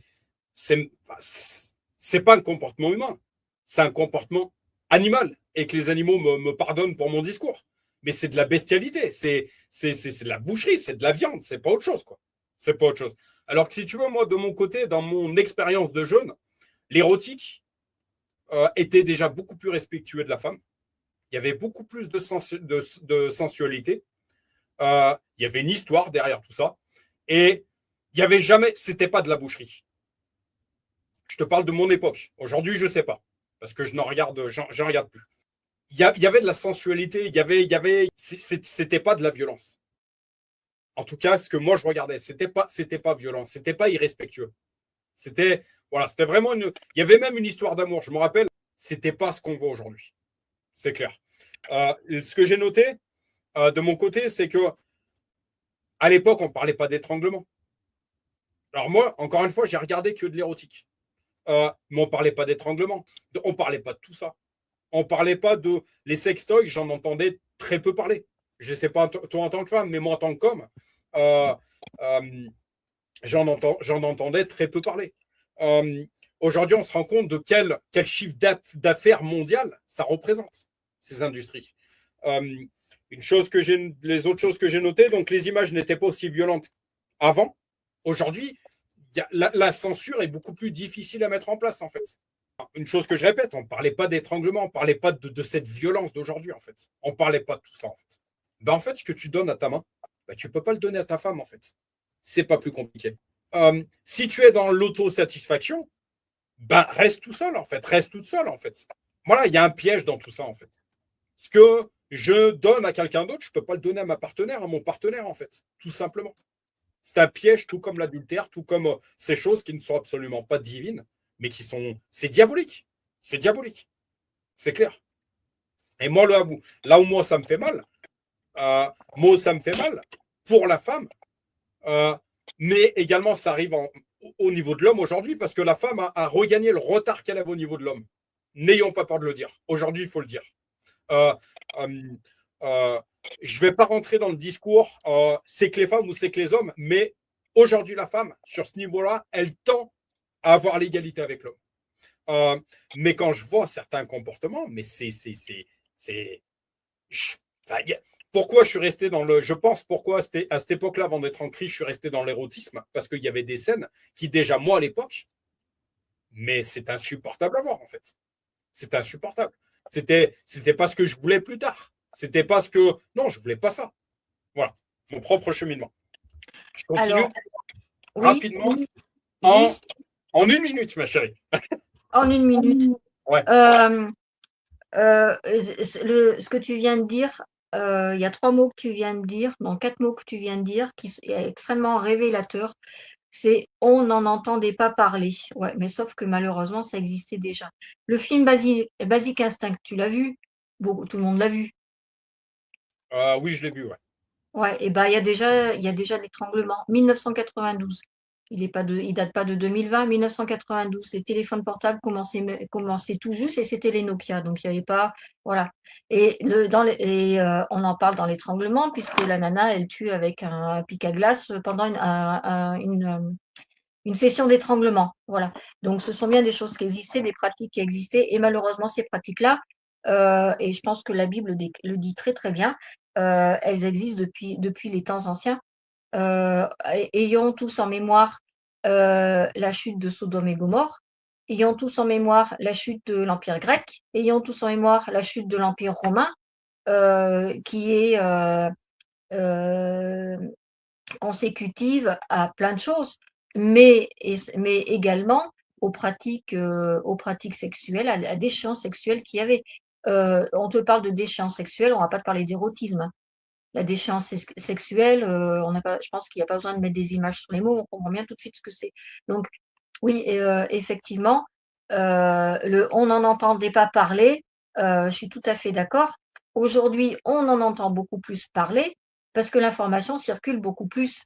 Et on peut parler de la pornographie, on peut parler d'autres choses aussi, de n'importe quel autre sujet. Aujourd'hui, on entend beaucoup plus parler de choses qui avant se taisaient. On fermait les yeux, on bouchait les oreilles par rapport à ça. On se disait oui, c'est réservé à une élite, à une certaine catégorie de personnes, mais en fait non. Moi, je pense que des crimes sexuels, il y en a eu énormément. À Londres, dans les années 1800, 1870, 1880, toutes les femmes prostituées qui ont été découvertes, éventrées, défigurées, tout ça, hein, ça existait. Il y a plein de moments et plein d'histoires dans l'histoire du monde qui le montrent. Voilà. Sauf qu'aujourd'hui, l'information circule beaucoup mieux et on ferme beaucoup moins les yeux sur ce qui se passe. Et c'est là où c'est une donne, voilà, ça change la donne. Voilà. Ok. Mais voilà. Alors, si aujourd'hui c'est beaucoup plus libre de circulation, veillons et mettons nos enfants en garde, ma chérie. C'est notre responsabilité de parents. Je continue pour la dernière partie avec un message positif. Porno, je ne pouvais plus m'en passer, mais Dieu m'a délivré de cette chaîne YouTube EMC dont je leur fais un gros clin d'œil. Tu connais également ma chérie. Donc l'enfant à la main ouverte. Vivre avec un masque, cacher sa véritable identité, tenter de se décharger du poids des fautes et de la culpabilité. Beaucoup adoptent ce réflexe. Élie était ce type de personne, en apparence le petit chrétien parfait. En réalité, son existence était un enfer, enfermé à double tour dans le mur de la religiosité et de son addiction à la pornographie. J'ai rajouté, entre parenthèses, dans ce témoignage, nous comprenons donc encore une fois que la grâce a le pouvoir de nous délivrer là où la loi est incapable de le faire. Je sais que ça va te plaire, ma chérie.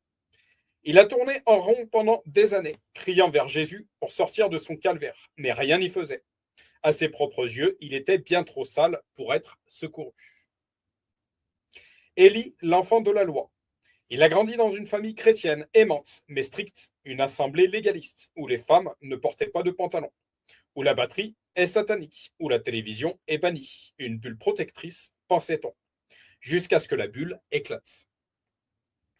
À ses 15 ans, j'ai rajouté entre parenthèses timing divin, ses parents reçoivent une lettre de résiliation, excommuniée, la honte, la malédiction, c'est Dieu qui nous vire. Pendant 10 ans, chaque épreuve familiale sera attribuée à cette exclusion. À l'extérieur, elle paraît sain, pur, vivant, mais à l'extérieur, Élie, paraît sain, pur, vivant, mais à l'intérieur, il est pourri, mort. Son refuge, la colère, la haine, la pornographie. Comme un camé, il lui faut sa dose quotidienne, l'interdit, le tabou, une vengeance silencieuse. La double vie, à 16 ans, c'est une routine, une seconde personnalité. Il faut toujours plus, plus hardcore, plus sombre. Il se marie pensant que l'amour le guérira. Mais la nuit de noces est une catastrophe. Très vite, il retourne à son esclavage. Sa femme le découvre, le prend en flagrant délit. Trahison. Pourtant, il continue. Une pulsion plus forte que lui, capable de s'arrêter sur la route pour consulter une vidéo. Le divorce arrive. Il touche le fond. C'était soit je t'ai trois petits points, quelqu'un, soit je me t'ai trois petits points, moi-même. La colère contre Dieu. Il va dans les champs, regarde les nuages et crie. Il veut se venger. Une nuit, il se rend sur le lieu des prostituées, prêt à se lâcher. Personne. Il se tourne vers Facebook, cherchant une proie. Une fille aperçue 10 ans plus tôt. Mais sur sa page, elle s'est convertie. Elle s'appelle Sarah. Sarah, le miroir. Elle le voit sombre, frustré, en colère. Elle l'invite à l'église. Lui n'a confiance en rien. Il se retrouve à parler sur un parking. Derrière la rage, elle discerne une souffrance sincère. Personne ne le croit, pas même l'Église. Elle devient sa confidente. Malgré la peur, malgré le danger, leurs cœurs se comprennent. L'amour naît, mais autour d'eux, c'est la tempête. L'Église et les familles crient à l'adultère, au scandale. Ils annulent le mariage, puis se marient en cachette. Pas de fête, juste eux. Le réveil missionnaire. Après un an de mariage, Sarah est croyante. Lui, pas vraiment. Un décalage. Puis ils partent au Sénégal pour une mission humanitaire. Premier jour, un village reculé, presque désertique. On amène devant Élie un enfant de 9 ans, Moussa. La main droite paralysée depuis la naissance. Il faut que tu pries pour lui. Élie se sent hypocrite, indigne, mais son petit frère insiste. L'enfant veut que tu réessayes. Alors Élie crie en lui-même, Dieu, si toi, tu ne guéris pas cet enfant qui va l'aider. Il prend autorité. Au nom de Jésus, cette main, ouvre-toi. Il ôte la main et 30 secondes plus tard, l'enfant hurle de joie. Il ouvre et ferme son poing, lève un bâton, court vers le village. Tout le monde crie au miracle. Élie reste figé. Dieu m'aime. Il peut m'utiliser pour faire du bien. Ce soir-là, il est baptisé dans l'océan. La rechute et les ténèbres. Mais le combat n'est pas fini. De retour à la maison, il replonge. Sarah le surprend à nouveau plusieurs fois. C'est soit moi, soit le porno. Elle demande le divorce. Donc le porno peut également amener jusqu'au divorce. On a cette notion. Les papiers de l'avocat sont sur une table. Élie s'endort vidé. Il fait un rêve terrible. 4 êtres le violent, lui font comprendre qu'il est leur chose. Esclave, il se réveille et pourtant le lendemain, il retombe. Il regarde une vidéo. Le soir, deuxième vision, les ténèbres absolues, des êtres qui le frappent, le piétinent. Il veut crier « Jésus-Christ !» Rien. Il crie une deuxième fois. Alors un bras de lumière, fend l'obscurité, le saisit, le tire à travers des couches d'atmosphère. La délivrance. Il se retrouve dans une joie si légère qu'il ne veut plus revenir sur terre. Mais une voix, celle de Jésus, lui dit « Ce n'est pas fini. Ce que je te montre, vraiment. Mais il faut que les autres le comprennent. » Quand il se réveille, il n'est plus le même. Pendant 15 ans, il avait tout essayé. Mais cette rencontre avec la lumière de Jésus l'a libéré en un instant. Je relis cette phrase, tellement belle. Mais cette rencontre avec la lumière de Jésus l'a libéré en un instant.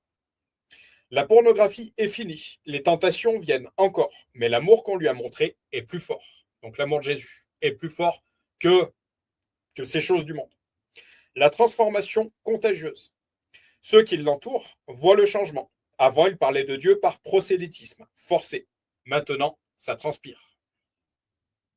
Il prie pour les dames dans la rue. Ses potes de rap et de sport le regardent incrédule. Puis ils se convertissent. Le témoignage. Il nous a réconciliés avec un Dieu d'amour et pas un juge. Un Dieu d'amour et non un Dieu père fouettard. Certains quittent la rue, d'autres des situations compliquées. Ils se marient, ont des enfants. Tout ce qui était mort revient à la vie. Quel parcours? Elle mesure ce besoin pressant. Élie mesure ce besoin pressant qu'ont les humains d'être reliés à Dieu. Mais le faire par ses propres forces, c'est passer à côté de l'essentiel. La grâce, l'essentiel en 2 mots, ma chérie. Je te disais il y a quelques jours, tu as un pote en ciel. Lui qui se sentait sale, abandonné, indigne, c'est désormais qu'il est aimé. Découverte incroyable. Le film Sacré-Cœur qui disait « Ce monde meurt », faute de croire, faute de savoir qu'il est aimé. Ce message transcendant d'amour et de liberté s'adresse à tous, sans distinction. Il apporte la paix, la délivrance et la transformation. Ta présence me rassure comme un ciel azur. Il y a des ombres, les démons tiennent les murs. Les forteresses se dressent dans les pensées pour t'empêcher d'avancer. Mais la parole est comme une épée, vendue au péché, à la faute de nos pères. Tu, Jésus, m'as racheté. Tu as enlevé chacune de mes chaînes. Mon péché est ôté. Je peux me rapprocher. Je ne peux pas m'empêcher de raconter ce que j'ai vécu, ce que j'ai vu et ce que j'ai entendu. Comme j'aime le dire, Jésus est le véritable palliatif et l'évangile, l'antidépresseur le plus puissant qui puisse exister. Quelques versets bibliques pour terminer. Versets bibliques en rapport avec cette deuxième partie. Loin de faire de la morale, ces versets agissent comme un miroir pour éclairer les combats invisibles, addiction, angoisse, inversion des valeurs, tout en montrant l'issue qui permet de s'en sortir. L'industrie exploite les failles du cerveau, système limbique, dopamine, atrophie. La Bible, sans utiliser ces termes, parle de la même réalité, une guerre contre l'esprit et la chair. Elle nous prévient que ce mal, la pornographie et ou la convoitise sont une arme. Car nous n'avons pas lutté contre la chair et le sang, mais contre les dominations, contre les autorités, contre les princes de ce monde de ténèbres, contre les esprits méchants, dans les lieux célestes. C'est pourquoi prenez toutes les armes de Dieu afin de pouvoir résister dans le mauvais jour et tenir ferme après avoir tout surmonté. Éphésiens 6, 12 et 13. Soyez sobres, veillez. Votre adversaire, le diable, rôde comme un lion rugissant, cherchant qu'il dévorera. Résistez-lui avec une foi ferme, sachant que les mêmes souffrances sont imposées à vos frères, à vos sœurs, pour toi, ma chérie, dans le monde. 1 Pierre 5, 8 et 9. Or, le Seigneur, c'est l'Esprit. Et là où est l'Esprit du Seigneur, là est la liberté. 2 Corinthiens 3, 17. Le porno transforme le cerveau via la dopamine, créant une désensibilisation. Il faut toujours plus de violence ou de bizarrerie. La Bible appelle ce mécanisme la convoitise et en décrit parfaitement le cycle: l'attirance, la capture, l'esclavage, puis la mort, sociale, affective ou spirituelle, et même parfois malheureusement charnelle. Mais chacun est tenté quand il est attiré et amorcé par sa propre convoitise. Puis la convoitise, lorsqu'elle a conçu, enfante le péché. Et le péché étant consommé, produit la mort. Jacques 1, 14 et 15. Fuyez l'impudicité. Quelques autres péchés qu'un homme, H majuscule, commette. Ce péché est hors du corps. Mais celui qui se livre à l'impudicité pêche contre son propre corps. 1 Corinthiens 6, 18. Faites donc mourir les membres qui sont sur la terre: l'impudicité, l'impureté, les passions, les mauvais désirs et la cupidité, qui est une idolâtrie. C'est à cause de ces choses que la colère de Dieu vient sur les fils, les filles de la rébellion, parmi lesquels vous marchiez autrefois lorsque vous viviez dans ces péchés. Colossiens 3, 5 à 7. Il est de la responsabilité des parents d'éduquer et protéger leurs enfants. Sans violence, ils doivent être des remparts, car Dieu nous demandera des comptes concernant ces âmes qu'il nous aura confiées. Et vous, père, entre parenthèses, mère, n'irritez pas vos enfants, mais élevez-les en les corrigeant, et en les instruisant selon le Seigneur. Éphésiens 6, 4. Corriger un enfant ne veut pas dire lever la main sur lui. Pas du tout. Mais ça veut dire beaucoup plus dire lui dire certaines vérités qui seront salutaires pour son âme, donc qui seront salutaires de manière éternelle. Instruis l'enfant selon la voie qu'il doit suivre, et quand il sera vieux, il ne s'en détournera pas. Peut-être que quand on parle à nos enfants, on a l'impression qu'on leur casse les pieds. Sauf que, comme j'aime dire à beaucoup de jeunes aujourd'hui, on en reparlera dans 20 ans. Et là, tu me diras, je comprenais ce que tu me disais, Gégé. La Bible confirme que sa seule et propre volonté, le légalisme, est impuissante face à l'addiction, car le circuit neurologique est corrompu. La solution n'est pas d'oser résister, car vous n'en avez plus la force, mais d'être rempli par l'Esprit Saint. Quand la lumière, entre parenthèses, Jésus, entre, les ténèbres, l'addiction partent. C'est la déprogrammation divine. C'est exactement ce que fait la neuroplasticité positive. Changer le cerveau par la vérité. Encore une fois, je fais un gros clin d'œil à tous les psychiatres, psychologues. Le jour où vous renouerez avec la véritable spiritualité, alors vous ferez des miracles. Et non plus à coup de cacheton. Je ne dis pas que les médicaments, encore une fois, sont inutiles dans des situations critiques, mais ils devraient être passagers et non pas devenir une dépendance difficile à se libérer, justement. Je continue. La neuroplasticité désigne la capacité du cerveau à former de nouvelles connexions neuronales. Cela signifie qu'avec un bon accompagnement et des habitudes saines, il est possible de briser des schémas nuisibles et de construire des circuits mentaux et émotionnels plus sains. Ne vous conformez pas au siècle présent, mais soyez transformés par le renouvellement de l'intelligence, afin que vous discerniez quelle est la volonté de Dieu, ce qui est bon, agréable et parfait. Romains 12, 2. Je dis donc, marchez selon l'esprit et vous n'accomplirez pas les désirs de la chair. Galates 5, 16. Là où l'homme, le médecin, est limité, Dieu est illimité.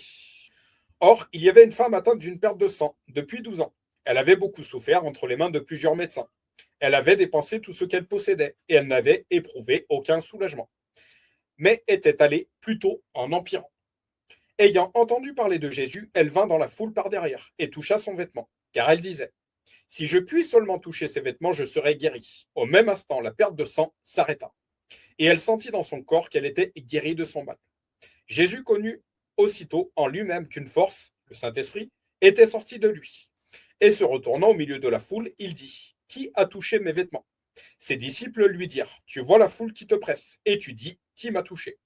Et il regarde autour de lui pour voir celle qui avait fait cela. La femme, effrayée et tremblante, sachant ce qui s'était passé en elle, vint se jeter à ses pieds et lui dit toute la vérité. Mais Jésus lui dit: « Ma fille, ta foi t'a sauvé. Va en paix et sois guéri de ton mal. Marc 5, 25 à 34. Conclusion des conclusions. Le porno atrophie le cortex préfrontal, le frein, et surstimule l'amygdale, la peur, la pulsion. La Bible est le seul livre qui annonce que l'agapé, l'amour de Dieu, est plus fort que l'éros, le désir charnel. Là où le porno isole, chacun seul devant son écran, déshumanise, le corps devient un objet et tue. L'impuissance, l'AVC, Jésus guérit. L'attachement restaure la véritable intimité et donne un corps et un cœur pour aimer, et non pour consommer. La véritable arme de dépopulation massive, c'est finalement le mensonge de l'intimité sans engagement. La réponse, c'est l'évangile qui réhabilite la sexualité dans la sainte alliance du mariage. Je t'en prie, ma chérie, tu as 5 minutes si tu veux pour débattre, et je te ferai signe pour la prière, je t'en prie. Juste trouver un petit truc pour appuyer ce que je disais tout à l'heure. C'est un Rapidement, Mathieu. C'est un audio, mais je ne vais pas l'écouter. Je lis juste le début, en fait, qui présente cet audio-là concernant l'histoire de la pornographie, parce qu'il y en a qui en ont fait une histoire, ça s'appelle La pornographie à travers les époques.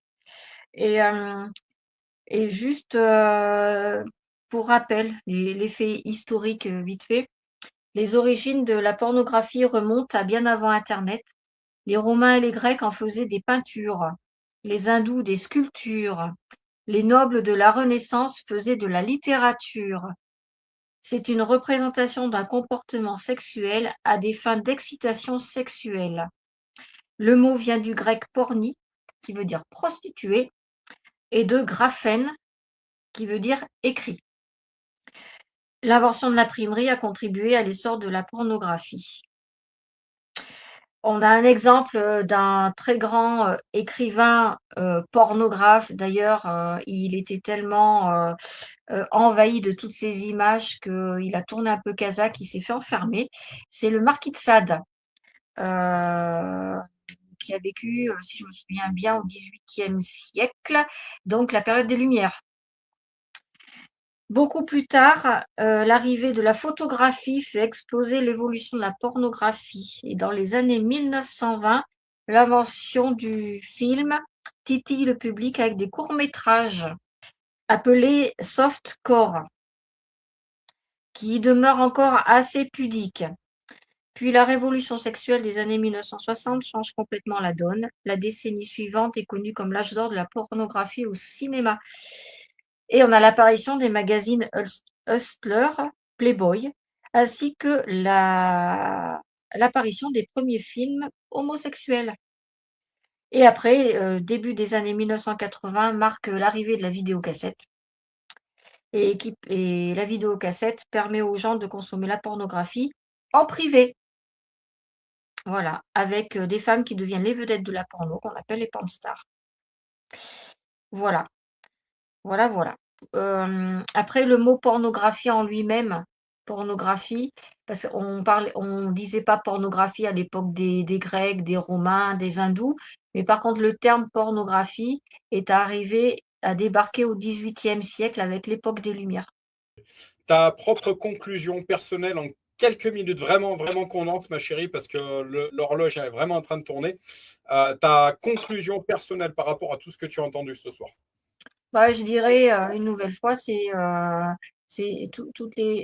avoir ce sens de la logique, de dire que il y a des dérives, ne pas rentrer dans ces dérives-là, aider les autres à ne pas rentrer dans ces dérives-là. Et puis quand on est atteint, faible, quand on se sent particulièrement sensible, aller se réfugier tout de suite dans la parole, parce que je pense que la parole, elle remet de la lumière et la vraie lumière là où il faut la lumière, et elle chasse tout ce qui est bah, finalement pas chrétien, pas normal, voilà, on peut le dire, pas chrétien du tout. Voilà. Voilà, se réfugier encore une fois dans la parole et voir ce qui est écrit dessus, puisque c'est la vérité. et elle nous met en garde contre ces pratiques. Enfin bon, bref, de toute façon, on nous en parle déjà dans la Bible, hein, ça c'est clair, puisque on a des mises en garde contre. Voilà, ça fait partie des dérives sataniques, comme malheureusement plein d'autres. Donc restons dans la lumière. Ne regardons que la lumière et restons dans la lumière. Voilà. Amen. Il reste 10 minutes. Est-ce que tu veux laisser une dernière chose ou moyenne chose que je voulais te dire? Si, un petit clin d'œil. Tu connais bien ton Jérém aujourd'hui. Graphène veut dire écrit. Est-ce que je dois faire un lien avec un autre sujet? Point d'interrogation. Je te laisserai méditer. Graphène veut dire écrit. Ok. On va rester sur le sujet de ce soir. Je t'en prie, ma chérie. Que j'ai autre chose à dire par rapport à ça? Il reste 10 minutes, tu en fais ce que tu veux. Il me reste 10 minutes, j'en fais ce que je veux. C'est ça. Non, après, ouais, moi je reste persuadée qu'on est beaucoup plus sensible maintenant au fait que les informations encore elles circulent beaucoup, beaucoup, beaucoup. Donc voilà, ça fait qu'en fait, voilà, ça tourne en boucle dans nos têtes, on le voit en boucle, on le voit en boucle, et là, faut faire attention finalement. Ouais, se concentrer que sur une chose, que sur la Bible, et puis finalement, il vaut mieux, elle, la faire tourner en boucle constamment parce qu'elle nous nourrit de bonnes choses. Voilà. Nous, ma chérie, mais nos jeunes. Oui, mais quand je dis nous, je parle en général, je parle de tout le monde. Et nos jeunes, on a fait quoi? Ben, pareil, nourrir de bonnes choses. Et donner des bonnes bases, déjà, pour commencer. Voilà. Sans forcer, on peut, tu vois, ne pas avoir de sujet tabou à la maison. Moi, sans tabou, hein, c'est pas un jugement, c'est pas une condamnation. On a tous ce défi de parents, moi y compris. Mais de pas avoir de tabou, en fait, et d'en parler à nos jeunes. Vraiment. Sans forcer, avec le ton qui va bien, dans l'amour, mais d'en parler. D'en parler. Qu'est-ce que tu en penses de ça? Ah oui, oui, oui, tout à fait. Tout à fait, tout à fait. Non, je suis d'accord. Je suis Et, d'accord. Après, l'information, il faut faire circuler les informations, de toute façon. et puis un jeune, je pense que c'est pas toi qui me diras le contraire. On a parfois l'impression qu'il nous écoute pas parce qu'il nous répond pas, mais c'est rentré dans l'oreille, quoi. Donc, Ouais, il y a toujours, de toute façon, dès l'instant que tu ouvres la bouche, les sons, ils sortent et les oreilles, elles les captent, hein. Donc, il y a un moment donné, les paroles, elles sont imprimées, hein.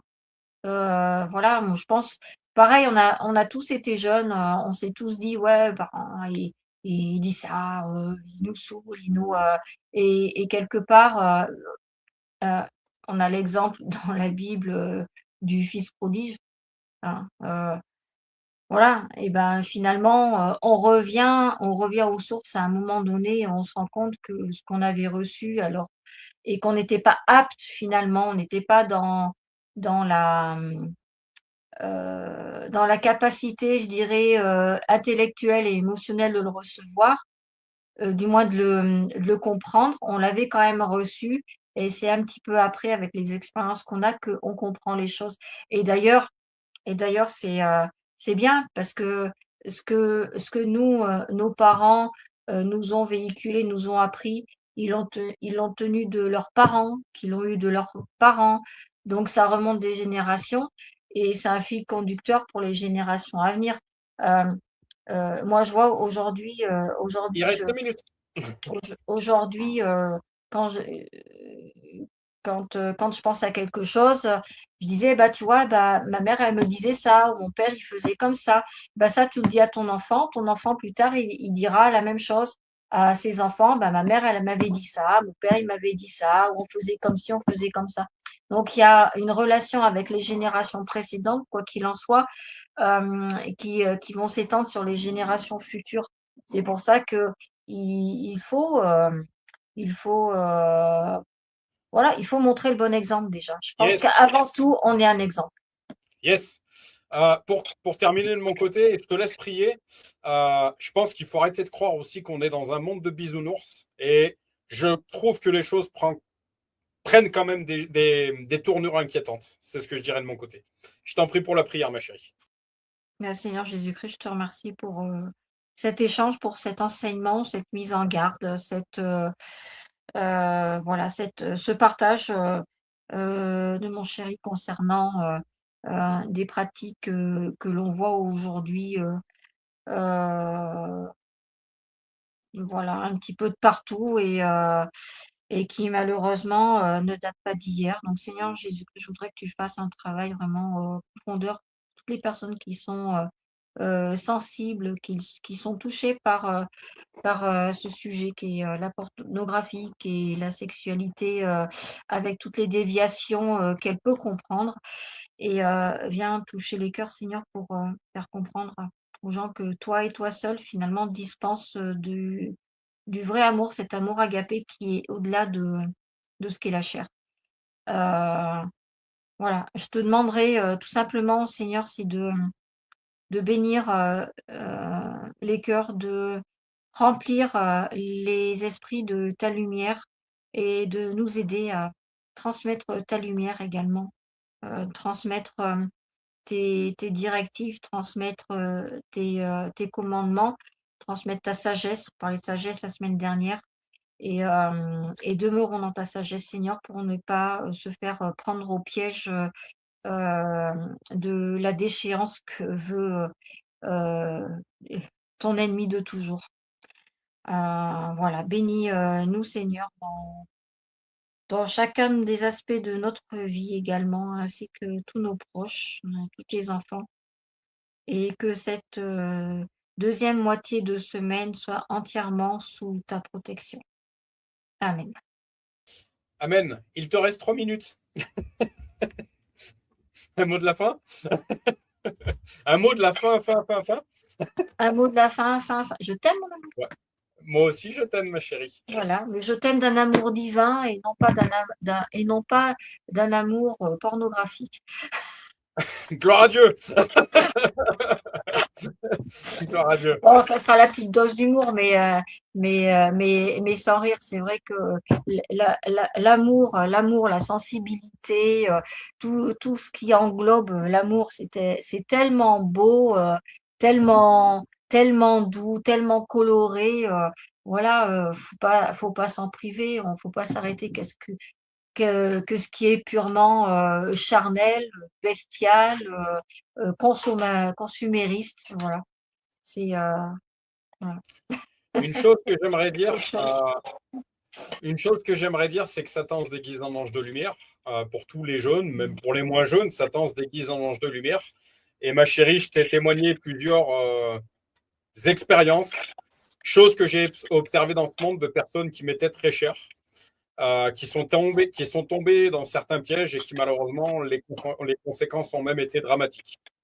Satan se déguise en ange de lumière, discerner tout esprit pour savoir s'il vient de Dieu. Et je dirais que la femme vertueuse, c'est-à-dire qui a vraiment des valeurs morales, vaut bien plus que toutes les perles, comme nous dit l'Évangile, mais ça va là pour l'homme également, plutôt que cette chair périssable, parce que la chair est passagère, l'esprit, lui, est éternel. Voilà ce que je dirais de mon côté. Nous vous souhaitons une très très bonne soirée et soyez puissamment bénis dans le nom de Jésus. À très vite. Bonsoir.